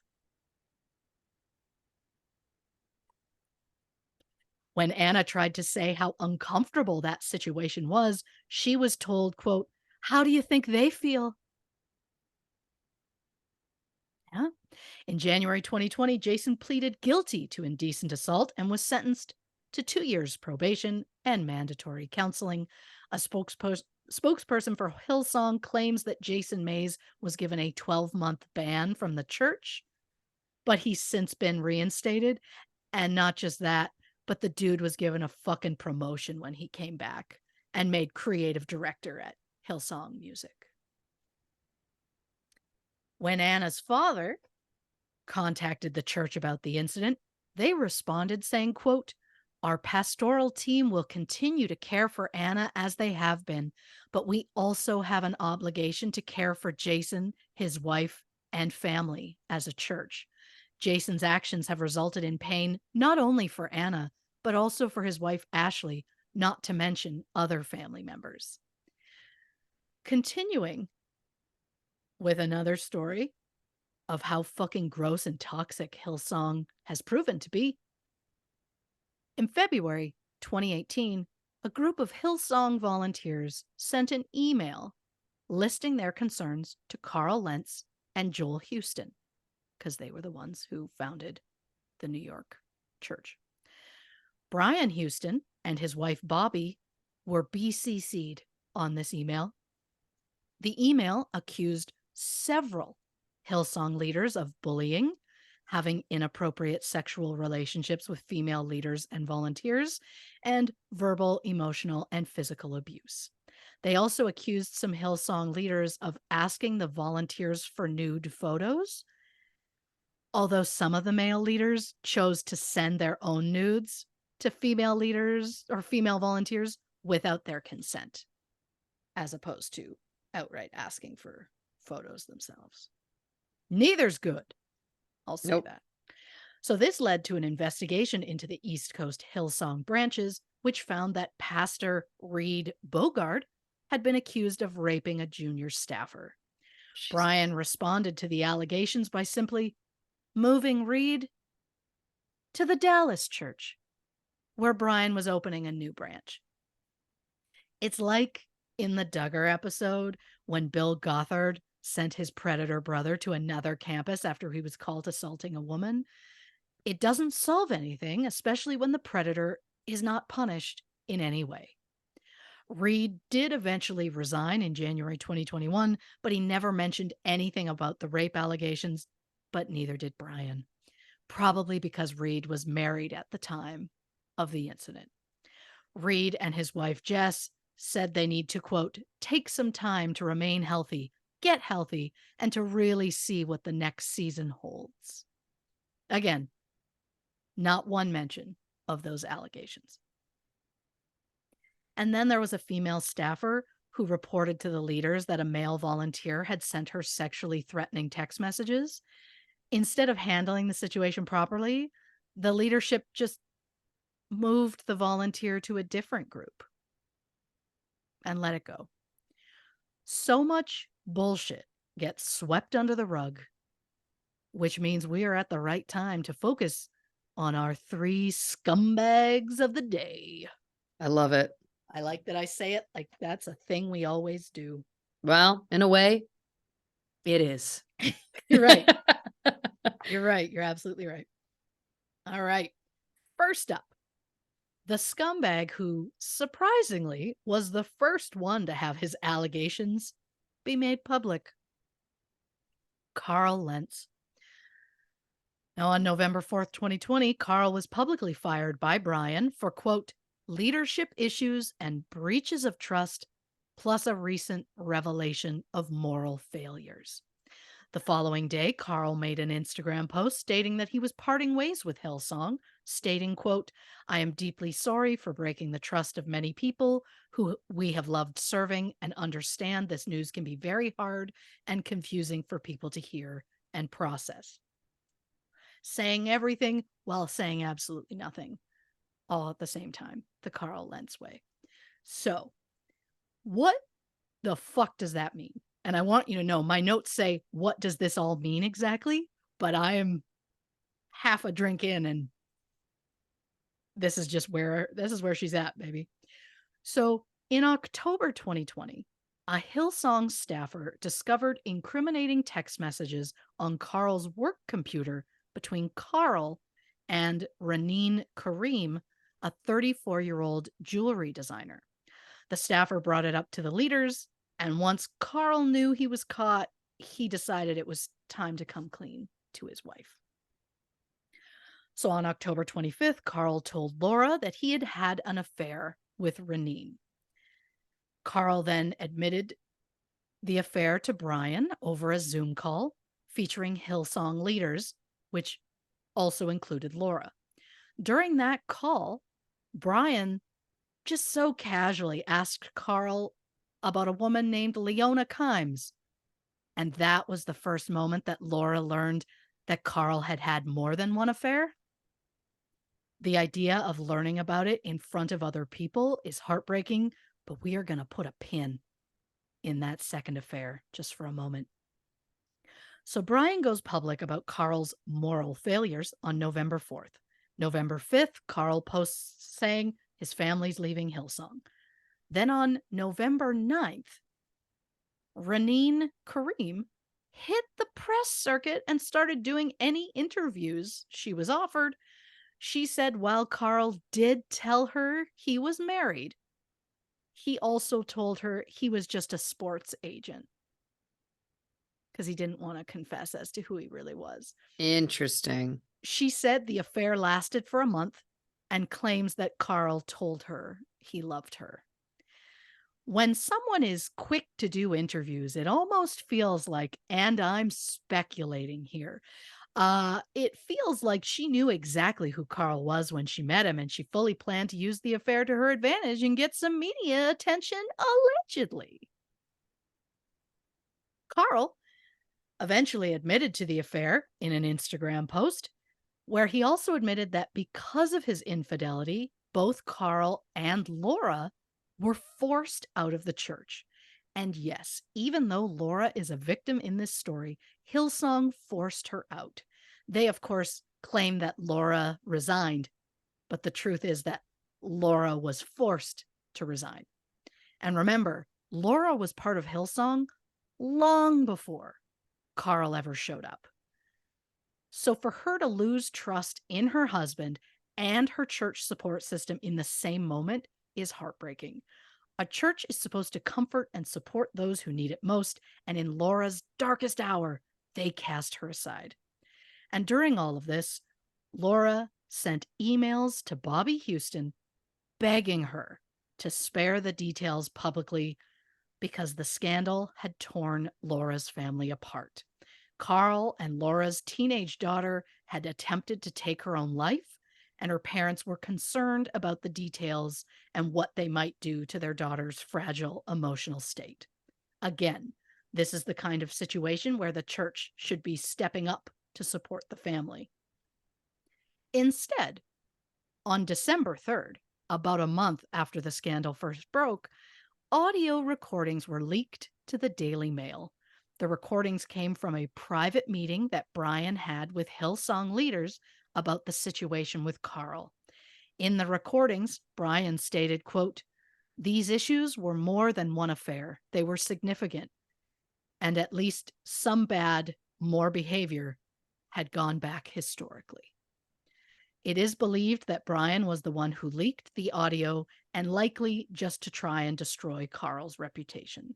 Because this was by far not the first scandal at Hillsong, it was definitely the first time that Brian didn't sweep it under the rug. By going public about it, Brian wanted to ensure that everyone knew about it and that the public's faith and love for Carl would diminish. The audio recording also mentioned that Laura had chosen to resign, although according to Laura, she was absolutely forced out. The audio just really tried to make Hillsong look like the good guy, which is likely why everyone thinks that Brian actually leaked it himself. The same day the audio was leaked, Carl entered a 28-day outpatient program for depression, anxiety, and pastoral burnout, which is a phrase I had not heard before, but makes sense. So I've mentioned Carl's affair with Raneen, so it's time to mention the second affair with Leona Kimes. Not only were Leona Kimes and her husband Josh co-pastors at Hillsong Boston, but Leona was also working as the Lentz's nanny. And since Leona had children of her own, while she was working for the Lentz's, she paid a Hillsong college student $150 a week to be her own nanny. And look, I know this isn't the point here, but how long was that student watching those kids? because like 40 hours a week would mean that student was being paid $3.75 an hour. And according to Laura, Leona was always at their house, even on holidays and even after they told her she could leave. It just feels like 150 a week was the Kimes maybe taking advantage of that college student, allegedly. Why am I hung up on this? Because my brain likes to pick the most inane detail to hyper focus on. I don't know why, but to the affair. So, 5 years before the cheating scandal was made public, Laura said she walked into a room to find Carl and Leona under a blanket in what Laura described as a compromising position. According to Laura, she immediately jumped on top of Leona and punched her in the face. Jesus. Yeah. I assume in that moment, Laura thought that was the end to anything that may be attempting to go on between Carl and Leona. I mean, Leona is the woman that Laura trusted to care for her children. So, but then she learns that not only did it not stop, but it also continued for years. And they tried to gaslight her anytime she brought up a concern about them. It's incredibly unfair. However, according to Leona, it wasn't an affair at all. 6 months after Carl was fired from Hillsong, Leona published an article on Medium claiming that Carl had abused her. Leona stated, quote, "I was physically violated by his unwanted and repeated sexual touching of my intimate areas. During the years I spent serving them, I was subjected to manipulation, control, bullying, abuse of power, and sexual abuse." Carl denies the abuse and says that their affair was a mutual decision by two adults who chose to lie to their spouses and have an inappropriate relationship. But Carl takes most of the blame, as he said he should have done better, given that he was the one in a leadership role. Leona and her husband Josh resigned from Hillsong in April 2022. But this wasn't the end of the allegations against Carl.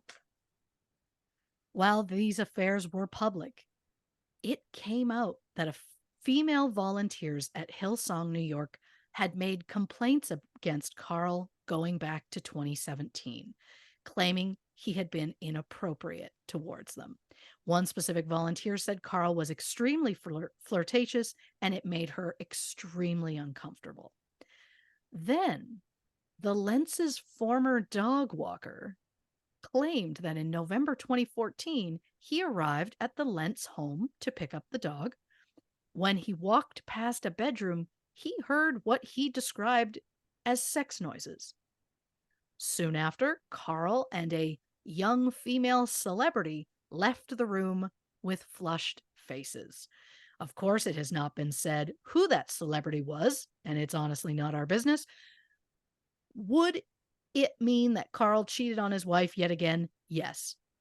As long as it was consensual, the rest is between Carl and his wife.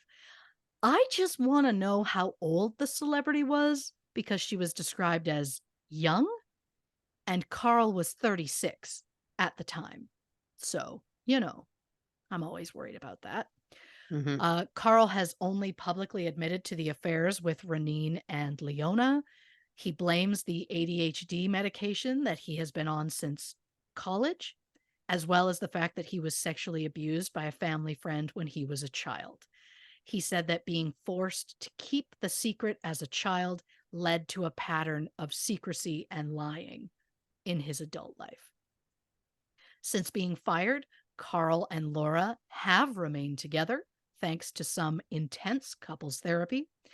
They moved their family to Sarasota, Florida, where Carl now works in advertising, which kind of absolutely checks for the type of charismatic person that he is. Yeah. So, why did Brian Houston let Carl's scandal go public? So many allegations at Hillsong are just never mentioned and just everyone turns a blind eye. So it's surprising that Brian chose this particular scandal to go public. especially if Brian did in fact leak the audio about it. And I think that telling the truth about the allegations publicly is great. But why target Carl? Why not any of the previous scandals like Reed Bogard or Jason Mays, for example? What was it about Carl? Is it possible that Brian was concerned that if Carl left Hillsong, he might take most of the congregants and therefore the money with him? Brian claimed he never once thought that Carl would ever start his own church, but it seemed Brian was more interested in destroying Carl's reputation. Brian did an interview with the Today Show where he said, quote, "There were leadership issues that I believe included lying, included what I would call narcissistic behavior. I don't think Carl is really anything like me," which is funny because that wasn't a question asked. It's just a Yeah. weird thing to offer. Honestly, though I think that it burns Brian that he's nothing like Carl. Brian may have created Hillsong, but Carl was the one who made it famous. Carl was the rock star with the designer leather jacket, the hipster haircut, the sleeve tattoos. Carl was charismatic and could easily draw people in. And while Brian tried with his designer suits and his fake tan, he could never reach Carl's level. And I think Brian used the affair as an excuse to tear Carl down so that Brian could be the star of Hillsong. However, the decision to push Carl out publicly really backfired on Brian because it cast a light on some of the even darker Hillsong scandals, which brings us to scumbag number 2, Frank Houston. Frank, of course, was the man credited with creating the Sydney Christian Life Center in 1977, which would later join the Hills Christian Life Center to become Hillsong. Frank is also Brian's father, and I'll say it, easily the worst scumbag that I will mention today. In May 1999, Frank suddenly stepped down as the head of Hillsong and gave complete control to his son Brian. Then in November, Frank admitted to Brian that he had sexually abused a young boy in the 1970s. Whoa. The victim, Brett Sengstock, was 7 at the time, and the abuse continued for 5 years. Oof. Brett later said that Frank destroyed his childhood. So it's not really a surprise that all of a sudden Frank hands control of Hillsong over to Brian, and then months later is like, "Oh yeah, by the way, I did that because I'm a terrible human. And this is coming out. So got to get ahead of it." In December 1999, Brian then holds an emergency meeting with members of the Assemblies of God in an executive lounge at the Sydney airport. I didn't even know that was a thing. I knew executive lounges were, but I didn't know people went to the airport for meetings, but either. The meeting was attended by 10 to 12 senior members. Brian told the members about Frank's abuse and the fact that he confessed. However, Brian claimed there was only one victim, and it was a one-time thing that happened 35 years ago. And to be clear, Brian said it was only once and it was decades ago, simply to downplay the seriousness of the situation. When it comes to abuse, once is too many times. And even though it may have happened 30 or more years ago, I guarantee to the victim it feels like it happened yesterday. Also, to say it was once is an outright lie, as we know Frank abused Brett over the course of 5 years. It was not one single incident, which also, again, still not okay. The members then decided that this incident was a moral transgression as opposed to a criminal act, although it was absolutely a criminal act. The members didn't revoke Frank's church credentials, and they also chose not to go to the police. Frank met with his victim, Brett, at a McDonald's, or Macca's for the Aussies. He then offered Brett $10,000 in exchange for his forgiveness. Brett agreed, but no money was sent. Ugh. So 2 months later, Brett contacts Brian saying, "I agreed to forgive your father." Brian allegedly responds, quote, "I'll get the money to you. There's no problem. You know it's your fault all this happened. You tempted my father." That's disgusting. Yep. Brian, of course, denies saying this, but if it's true, it is vile. Blaming a victim for tempting their abuser is disgusting. Although I shouldn't be surprised, Hillsong has a policy where female congregants are asked not to wear anything that would make the men stumble. Ugh.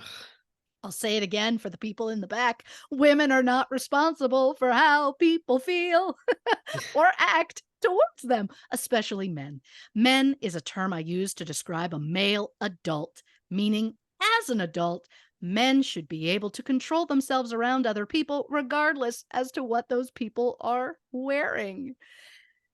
In 2000, the Assemblies of God agreed that Frank should never preach again. But he does multiple times over the next 4 years, even to groups that included children. In fact, there was even a conference that Frank spoke at where he came out to a standing ovation after Brian described him as, quote, "a great man and a great apostle of faith." So basically, absolutely nothing was done despite the fact that Frank outright admitted the abuse. Both the New Zealand and Australian branches admitted they would only reveal the allegations publicly if they were forced to do so. Again, I remind you that a church is supposed to be a place where people feel safe. But it shouldn't be a surprise that the Assemblies of God did nothing about Frank's abuse. After all, at the time, Brian was the national president of the Assemblies of God in Australia. By the summer of 2000, 6 more victims had come forward accusing Frank of child sexual abuse. And while Frank did admit to the abuse against Brett, he claimed he just had no memory of committing any of the other abuses. Soon after, Frank's personal physician, Dr. Gordon Lee, diagnosed Frank with dementia.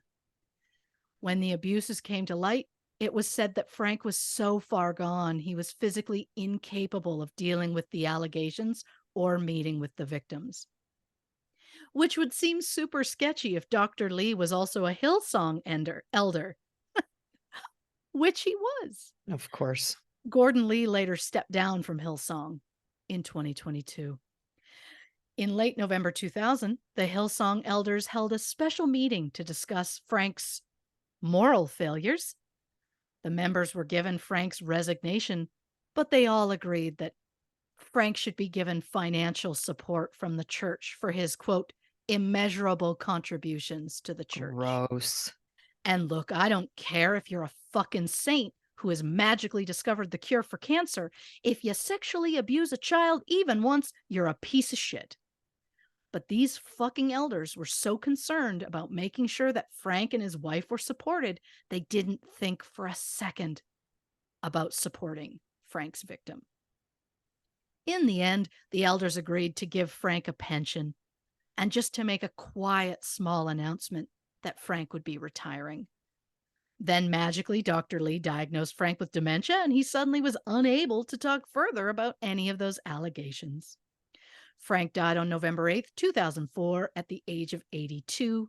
He preached up until the year he died, which, for those keeping track, is 4 years after the Assemblies of God decided that Frank should never preach again. Well, and also when he apparently had such bad dementia that he couldn't talk about crimes, he was still able to preach during that time. Yeah. That makes sense. Oh, doesn't it, though? So the only punishment that they had ever agreed on for Frank, which was weak at best, they never followed up on, which was him never preaching again. Frank's wife, Hazel, died just 6 months before him. Frank, I don't know what the truth of it is, but Frank told people that Hazel choked and then had a seizure while they were at McDonald's. They're constantly at McDonald's. I was going to say, I don't appreciate this comparison between these D-bags and us. Yeah, no. I also question having a serious meeting about an abuse allegation at a McDonald's. Well, and it's also very twisted because I feel like McDonald's is tied to children in such a way. Like there's such a connection with, especially being at the dine-in restaurant where often there's a play place, there's cartoons and characters around. Like it's very dark to me that was where they met. And it turns out Frank shouldn't even be allowed in a McDonald's or anywhere with children for that matter. So, in 2014, a royal commission was created to investigate allegations of child abuse in Australia. One victim said that after being abused by Frank, he told another preacher about it. The preacher responded by punching the kid in the face and telling him to never speak about a pastor like that again. Wow. Yeah. Jesus. I would give anything to know the name of that preacher, because I guarantee there's more skeletons in that closet that 100% that I would like to find. The commission learned of multiple incidents of abuse committed by Frank stemming back to 1945. Woof. Between 1945 and 1948, there were allegations that Frank had sexually abused someone at a Salvation Army boys' home in I'll get it, Temuka, New Zealand. The allegations didn't actually come out until 2003, but even then, nothing was done about it. And gosh, I wonder if these allegations at the Salvation Army boys' home have any time similarity to when he had a falling out with the Salvation Army. Weird, huh? Then in 1960, Frank allegedly abused a boy named David in the South Island. Between 1969 and 1974, Frank abused Brett Sangstock between the ages of 7 and 12. In 1994, a pastor in Hamilton told 2 senior members of the Assemblies of God about child abuse allegations against Frank. Again, nothing was done. When the Royal Commission brought Frank's abuses to light, an apology was made. And then nothing was done. Maybe members of the police were too close to the Houston family. I mean, the police commissioner in New South Wales did attend Frank's funeral, which maybe feels like a conflict of interest. As of this record, 13 victims have come forward to say that Frank Houston sexually abused them when they were children. 9 of those victims were abused between 1965 and 1977. So did no one notice that something was off with Frank? One former Hillsong member described Frank as, quote, "He made my skin crawl." Other members have said that everyone noticed Frank's attention toward young boys. However, they all just thought, quote, "Frank is a great father figure." Gross. Do we really believe that they believe it was harmless? Or did they simply turn a blind eye because Hillsong didn't leave any room for accusing powerful men of wrongdoing? Hillsong definitely seems to prefer the latter. Hillsong representatives said, quote, "From the moment Pastor Brian discovered this shocking news around 20 years ago, he has always been very open and clear about the circumstances around this, and our church has stood with him and his family."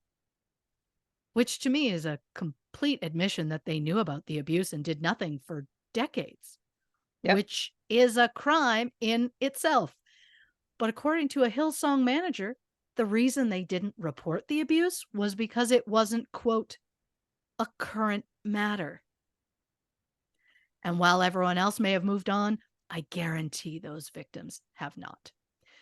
In 2015, the Royal Commission found that Brian, Frank's son, had failed to notify authorities about the allegations, which was required by law at the time.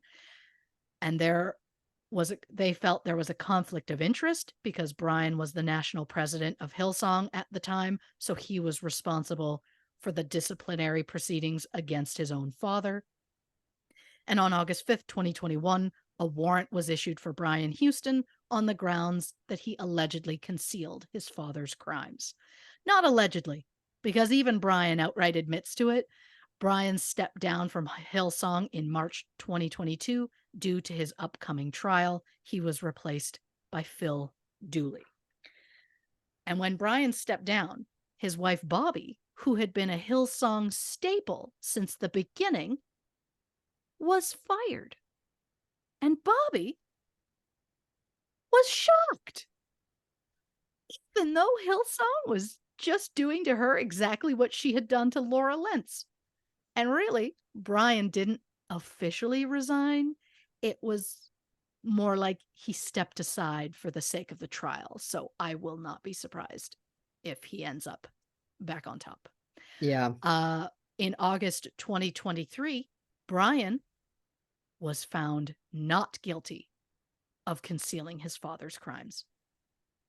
An Australian court ruled that while Brian did not report his father's crimes when he first learned about them, there was no evidence that proved beyond a reasonable doubt that Brian did not have a reasonable excuse, which is incredibly confusing. Basically, the court felt that Brian had a reasonable excuse for not reporting Frank's crimes because Brian claimed he didn't come forward simply because the victim, Brett, didn't want them to go to the police. Brett has said that is not true. Of course. The Crown argued that Brian clearly didn't go to the police because he was trying to protect the reputation of Hillsong. Brian claimed that was false and said he did tell people about his father's crimes, including Brian's family, his congregation, a conference of 10,000 people, and probably 150 pastors. But that's not exactly true either.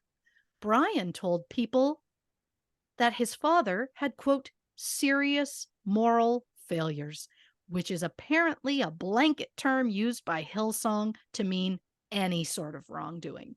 It would have been a lot different if Brian had bluntly told all of these people that his father was a pedophile. Yeah. And I have to say, like, using the term serious moral failures for having a consenting affair with a person who was of age and admits that it was a completely consensual affair and she knew he was married. There's a Yeah. really big difference between that and pedophilia.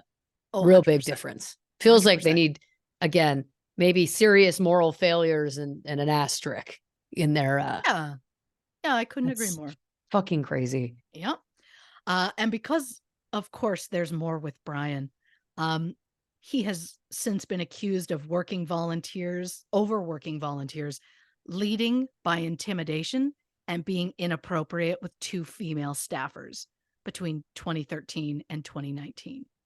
I also realized because these two are kind of connected, we've just swung into scumbag number 3, just FYI, in case we end and people are like, where the fuck is the third one? This is the third one. Of course.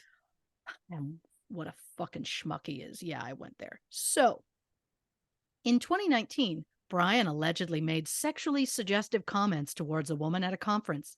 Brian claims he did so because of a combination of anxiety medication and alcohol. Prior to that, he allegedly spent 40 minutes in a hotel room alone with a female staffer, which he claims he doesn't remember because, and you guessed it, he had mixed anxiety medication with alcohol. Uh-huh. Both women have signed NDAs, which is another trick that Hillsong likes to use to prevent victims from going public.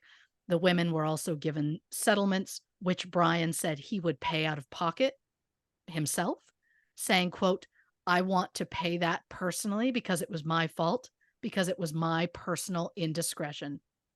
It's weird that it wasn't a moral failure, huh? At the height of its fame, Hillsong boasted 150,000 congregants worldwide with 131 locations in 30 countries.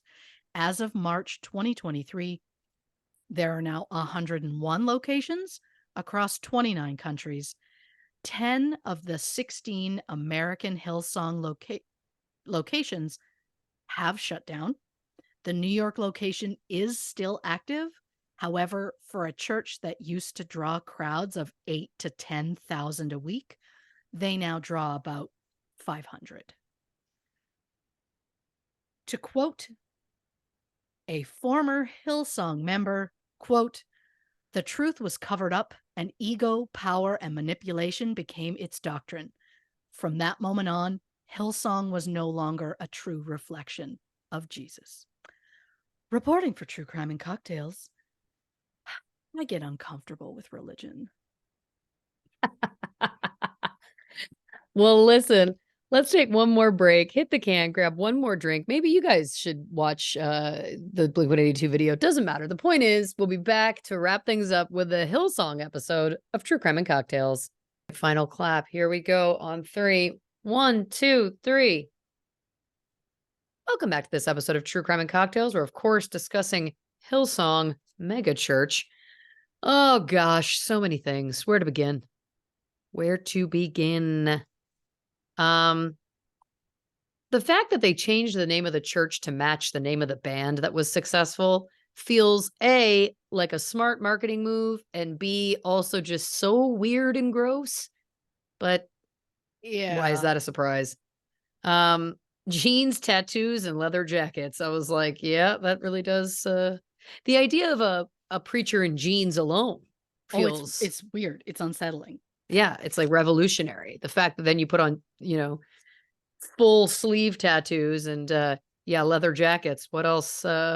What's next? What's next? I guess is the point. Judah Smith, chaplain to the Seattle Seahawks. Wowzer. Again, you don't think about that in this day and age, or I don't. I don't think about the fact that it just feels like it just feels so exclusionary. Like, are you suggesting to me that every member of the Seattle Seahawks has the exact same religious beliefs? And even if we're talking varying degrees of Christianity, I don't need to get into the fact that there are varying degrees of Christianity. Like, it just doesn't feel like there's a one-stop shop. And also, you need a chaplain on a full-time payroll. I would suggest, I don't know, physiotherapists. Absolutely. I would say massage therapists. There's lots of things that you could have on a team payroll, but an official dedicated chaplain, wild to me. Yeah. Great question on, is there just the one? Yeah. Do you also have a priest and every other, a rabbi? Do you have every other? I'm going to go out on a limb and say, probably not. I'm going to assume not. Because it's not every religion that is trying to get shoved into schools. Well, you ain't just whistling Dixie. The fact that Justin Bieber got baptized at 2 a.m. in a New York Knicks custom bathtub. Yeah, you're right. It does feel like a Mad Lib mashup. But the other thing I do just have to say is it does speak to me to what that relationship I feel like must have been, because you're right. On paper, you go, wow, guys, have to do it right now. But it almost speaks to this intense fervor, this just intensity that I think it feels like existed between the two of them, between Carl and Bieber. Yeah. That it's we've got to do it. We got to do it right now. This is the story. This is what we have to do. I don't know. And this is not me in any way singing the praises of Carl Lentz. I want to make that very clear. But I will also say either we have yet to find out that there is some darkness that was there in that relationship that maybe Bieber will speak out about eventually, or I will say it's lucky that it didn't take a further worse turn. Because if you're spending that much time with one person who is in a psychologically vulnerable state and you're having him move in with you for weeks at a time, you're together at all hours, you're baptizing him at 2 a.m, that feels to me like there could have been, and listen, there could have been some real weird psychological stuff being done there. Yeah. Again, I hope that it wasn't. And I hope that that was one kind of I don't know, light spot in the darkness, but who knows? To celebrate Black History Month with a white woman singing, being backed up by Black backup singers, it was truly I don't even feel like there's anything to say on that. That is just so on brand. Like, to me, that just makes complete sense. Like, oh yeah, that's what this church thought was a good idea. Yeah. Oh, and that It phrase, tracks. that phrase that they use quite a lot. I don't have it right in front of me. That Oh yes. Mm-hmm. we don't call the qualified, we qualify the called, or something stupid. Yeah. That can't be, I don't know. It doesn't even fully like explain the situation. Like, I understand what they're doing, but it's like, you're really applying that to something where it absolutely doesn't apply. And It's basically saying, like, don't question your higher ups is all it's saying. and yeah, I think I was right. We don't call the qualified. We qualify the called. Yeah. Oh, God. And the fact that then her mother's new system she developed, of course, the credit for which was taken by a white man, Kane Keating. Again, like, I what am I supposed to say? Everything, which is, it's appalling. Does it shock me? No. But it just feels so like, it almost feels like if it was all in a script, the note would be like, it's too on the nose. You know what I mean? Like, it's 100%. so obvious. Like, it's such a just like lame, rote. Yeah, it just never ceases to make me shake my head.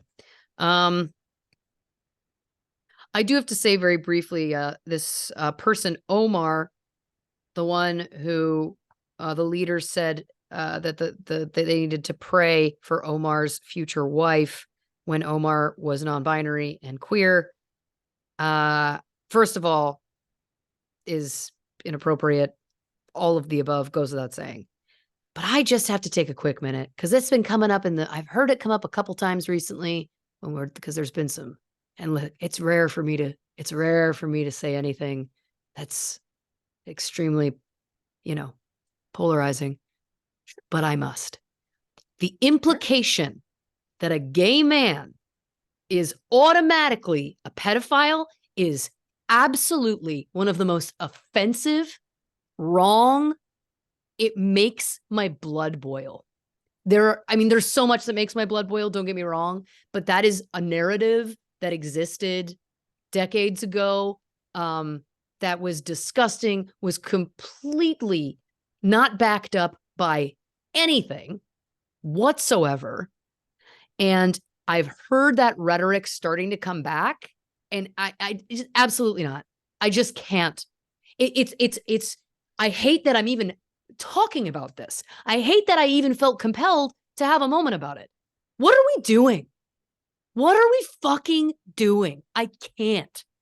Really? Yeah. We want to literally go back in time in terms of our own intelligence. No, I won't. There's a million other things I could go on about. There's a million things, don't get me wrong, but it was because it came up, and it's, again, I've heard it coming up lately in the bullshit rhetoric that's going around. And I won't. Absolutely not. And I think the reason why it offends me even more in the context of this story is that we know that one of the creators of this exact same church was abusing children.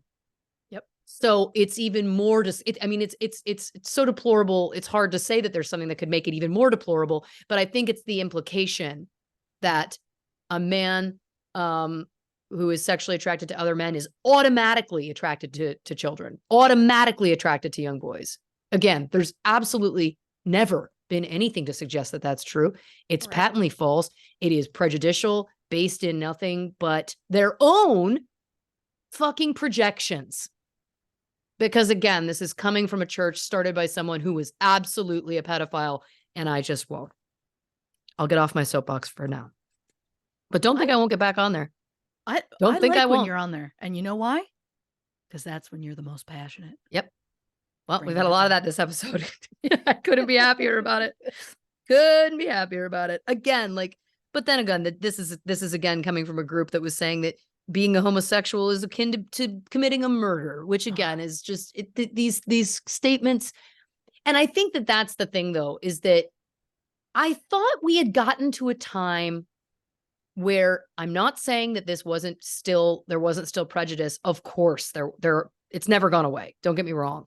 But I thought we had come to a time where we were making progress. I thought we had come to a time where it was like we didn't have to talk about these things in the same way anymore. And guess what, Buttercup? We're back.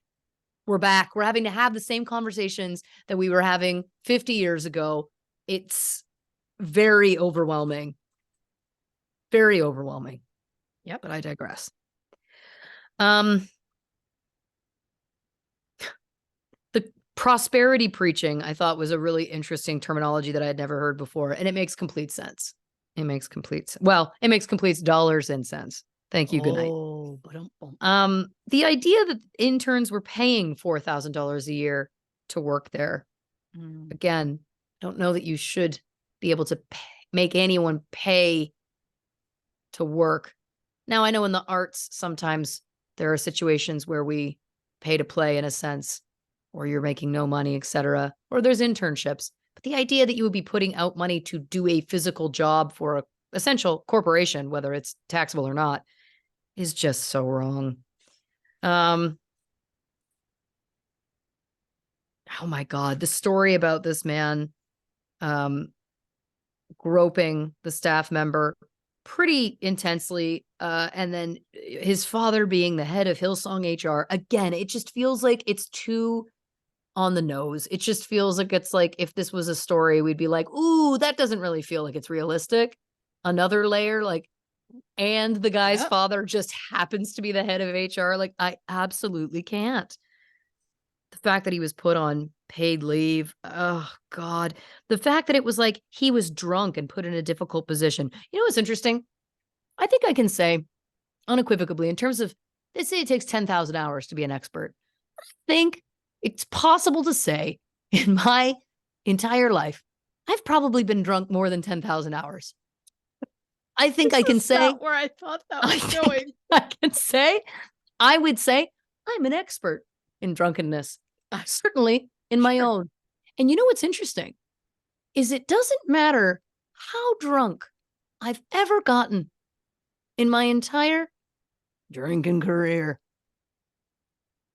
I don't ever remember groping an 18-year-old who worked for me. I don't remember groping anybody, to be honest. I don't remember ever feeling like, God, I got so drunk last night. That really put me in a difficult position not to abuse somebody. You noticed, I'm sure you have, that it's usually if a woman drinks too much, it's like, oh, well, look what happened to you, of course, because you drank too much. A man drinks too much, and it's like, well, then you can't blame him for what happened. What was he supposed to do? He was drunk. He was drunk. You were drunk. I'll tell you. Well, that was your own fault. I'll tell you what you're supposed to do when you're drunk. You're supposed to get an Uber, go home, make sure that you put in a Postmates / Uber Eats order to McDonald's. It's going to meet you at your home by the time you get there. Those are the things you are supposed to do while drunk. Okay. This is showing your expert level. Just saying. I'm going to do some math and see if that I'm close to that 10,000 hours. Shouldn't be bragging about that. I'm being glib to prove a point. I'm sitting here going, saying? God, what have I done for 10,000 hours that I'd be an expert at?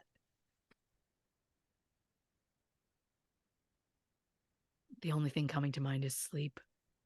But I don't even know if I've had 10,000 hours. I was going to say, okay. Carl Lentz, The Affairs. It's very interesting to me. Reneen, I believe, is the first one. Yes. It's interesting to me. That one is an interesting one to me. And I'm going to say something that's going to make it sound like, again, are you defending Carl Lentz? I'm not.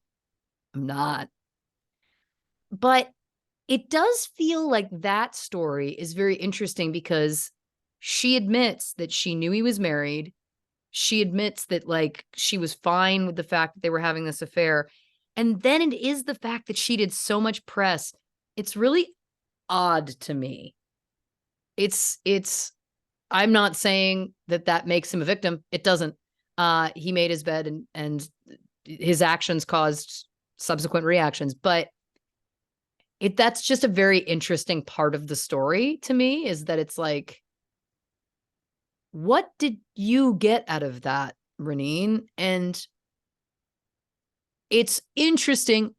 I am not saying anything, but it's just interesting that it feels like that was what started this smear campaign against Carl. Now, granted, he did the behavior, so I shouldn't even use the term smear campaign, but Yes. we know it, you know what I'm saying, in terms of, it feels like from within Hillsong, there was this kind of movement to push him out.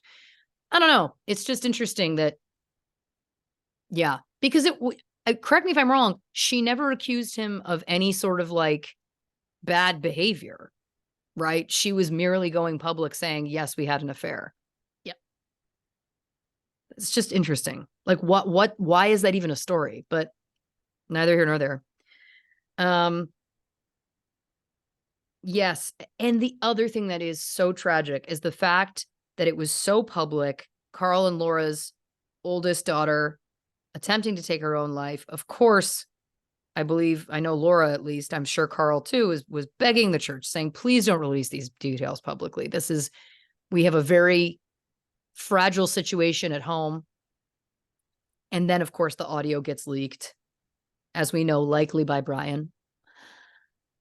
For an institution that comes from a long line of institutions that love to cover up things like pedophilia, in this case, isn't it interesting that when they almost pride themselves, again, going back to the guy who many people corroborated Anna's story, that he was horrifically sexually assaulting her, groping her in public.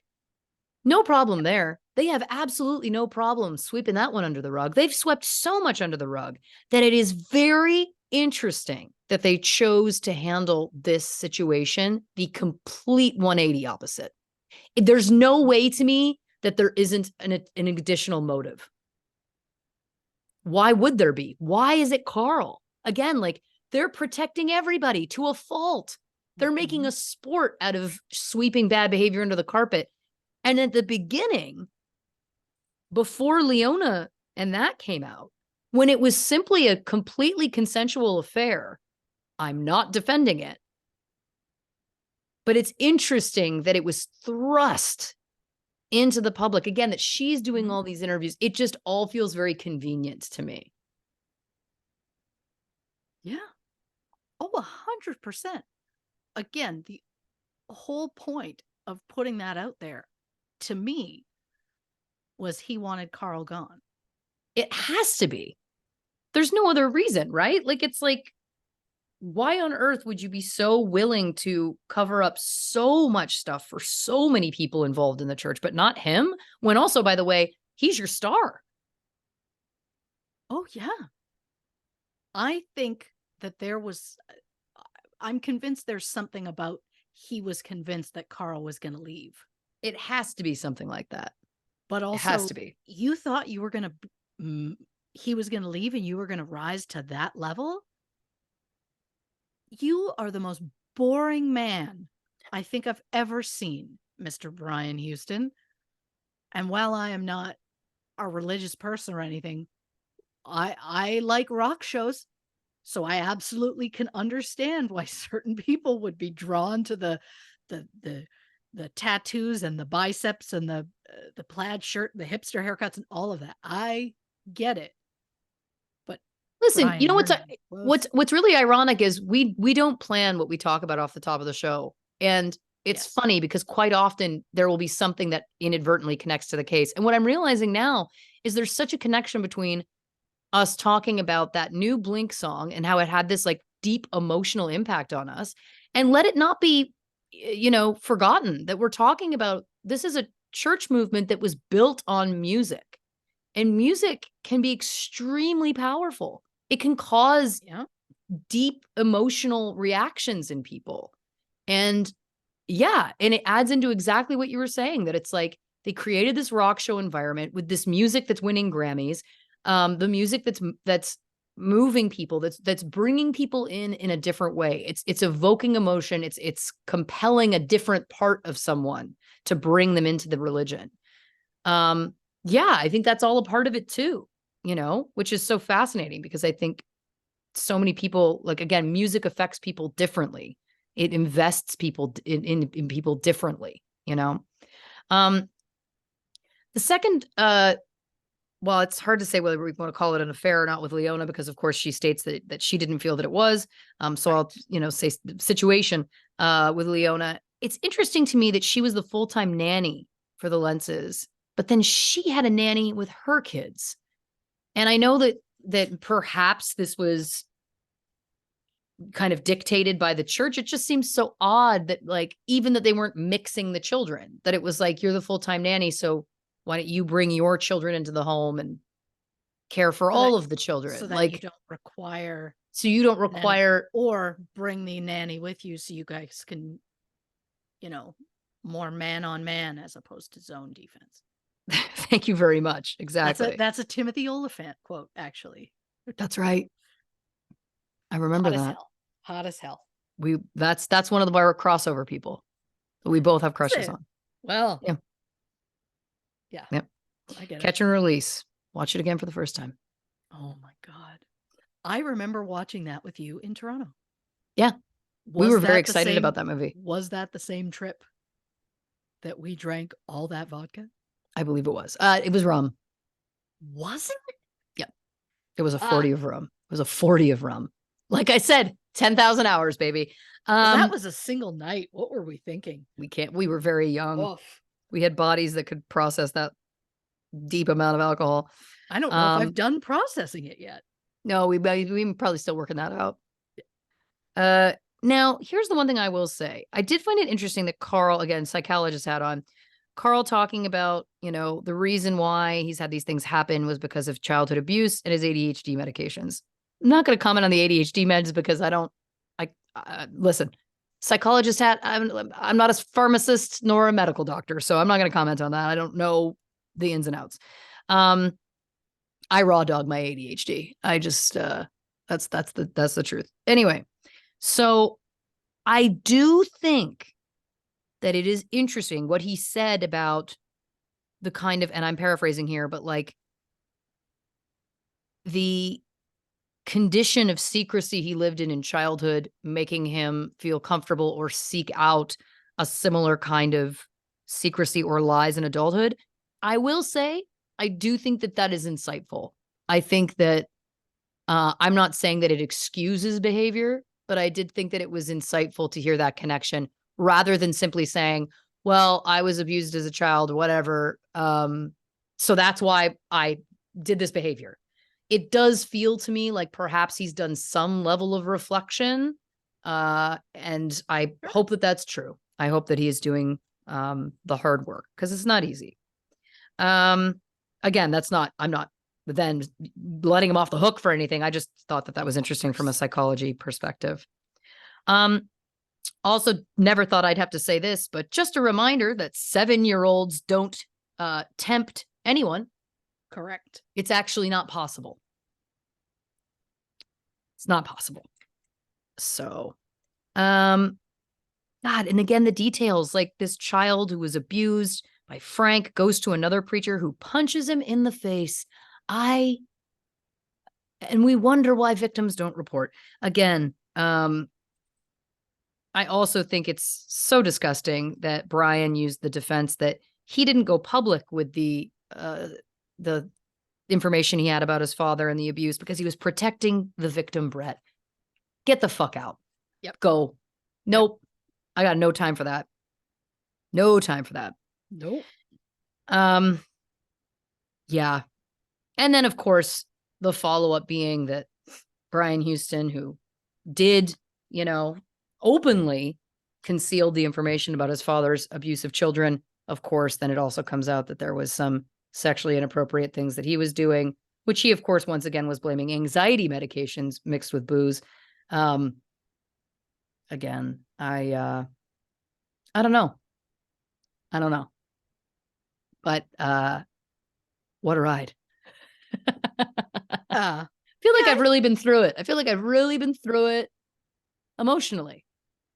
yeah, we ran the gamut of things, starting with the nostalgia all the way up through fucking toxic cult-like, if I may, behavior, scumbag men, and then beautifully just gently kissing Timothy Oliphant on the way past.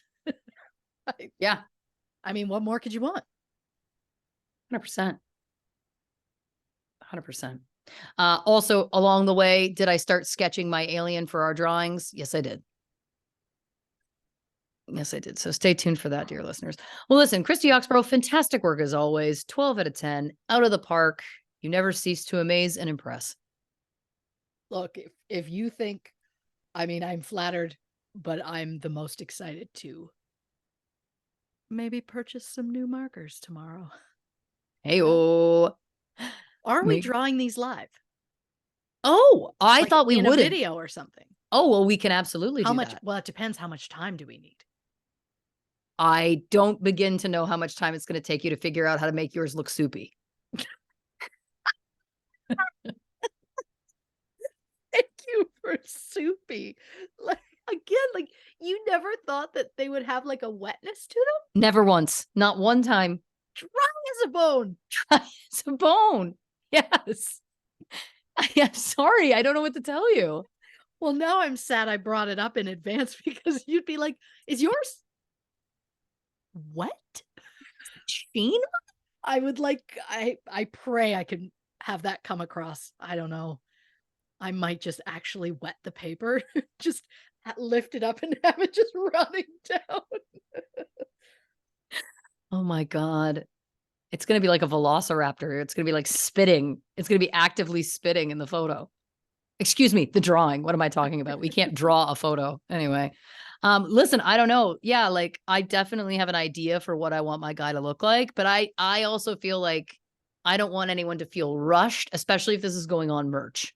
Yes, you're right. We should take the time it's going to take because it's, oh, this is earnest because I'm like, oh, I'm going to need time. If it's potentially merch, I'm going to need time because I might need to do a couple different ones.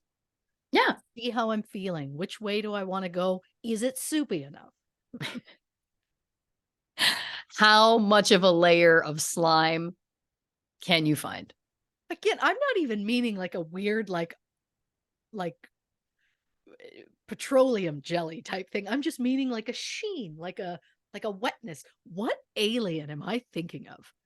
I don't think I'm I mean, I've seen Alien, all of those Alien movies many times, but I don't think I'm thinking of an alien, like I can see one kind of in my head from a movie and its skin just has Maybe. that. And that's, I think, where my brain was like, well, obviously they all have a sheen because our Maybe. atmosphere is different. Well, maybe, yes. Maybe could I see it being like a shininess to them? Perhaps. I just want to reiterate, though, if we go back and check the tape, I believe you did say the word slime.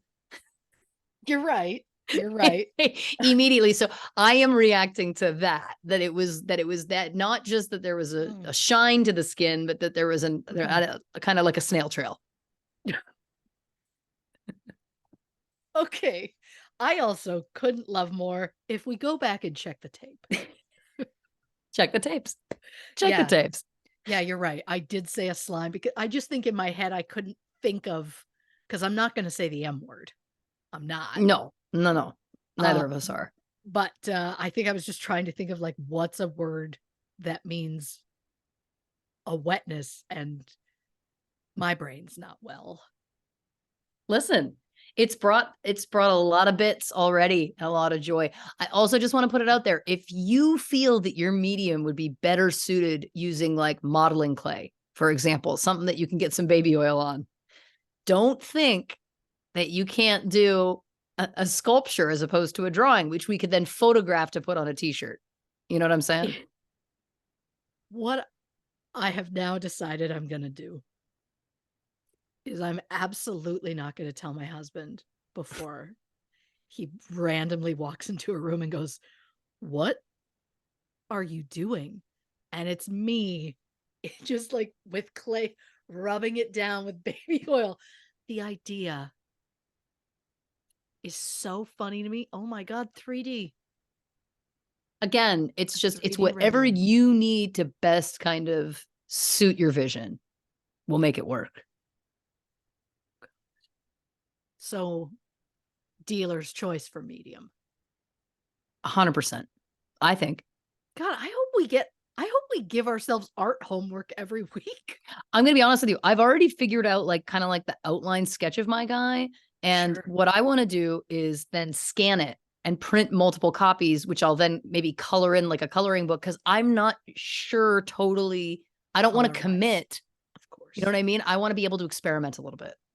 Oh, we had a deep conversation about the color of dinosaurs, so I can only imagine the color of aliens for you. Yeah. Let's put it this way. Big. Huge. And what I love is this is how we come alive. Yep. Yeah, we've been talking for another 15 minutes about this. So at this point, we got to wrap it up. We thank you so much, dear listeners, for coming with us on this very unorthodox, but very us journey on this episode of True Crime and Cocktails. If you haven't already, give us a follow on the socials on Instagram, Facebook, and YouTube at True Crime and Cocktails, on Twitter at Not Detectives. And of course, if you're interested in some bonus content, some more from these two chuckleheads, go over to patreon.com/True Crime and Cocktails to discover more about our subscription-based service over there. And the only place for official True Crime and Cocktails merch, alien merch to come, is of course truecrewmerch.com. The Halloween Ghosty merch is back. It's been oft requested over the past few weeks, so that is available to you if you're interested. There's also some Burt and Scary, of course, the Burt and Larry version of the Halloween merch available also. So check that out if you're interested. Christy, do you want to tell the people about next week's episode? On the next True Crime and Cocktails, Northern bank robbery. Well, I cannot wait to hear more about that. We love a heist. We love a non-murder true crime on this show. There may be murder, I don't know, but we love something that's outside the box, as always. Hence our very long conversation about slimy aliens. Christy, do you want to say goodnight to the people? Good night, Tom DeLong. Yeah. Good night, Tom. You were right.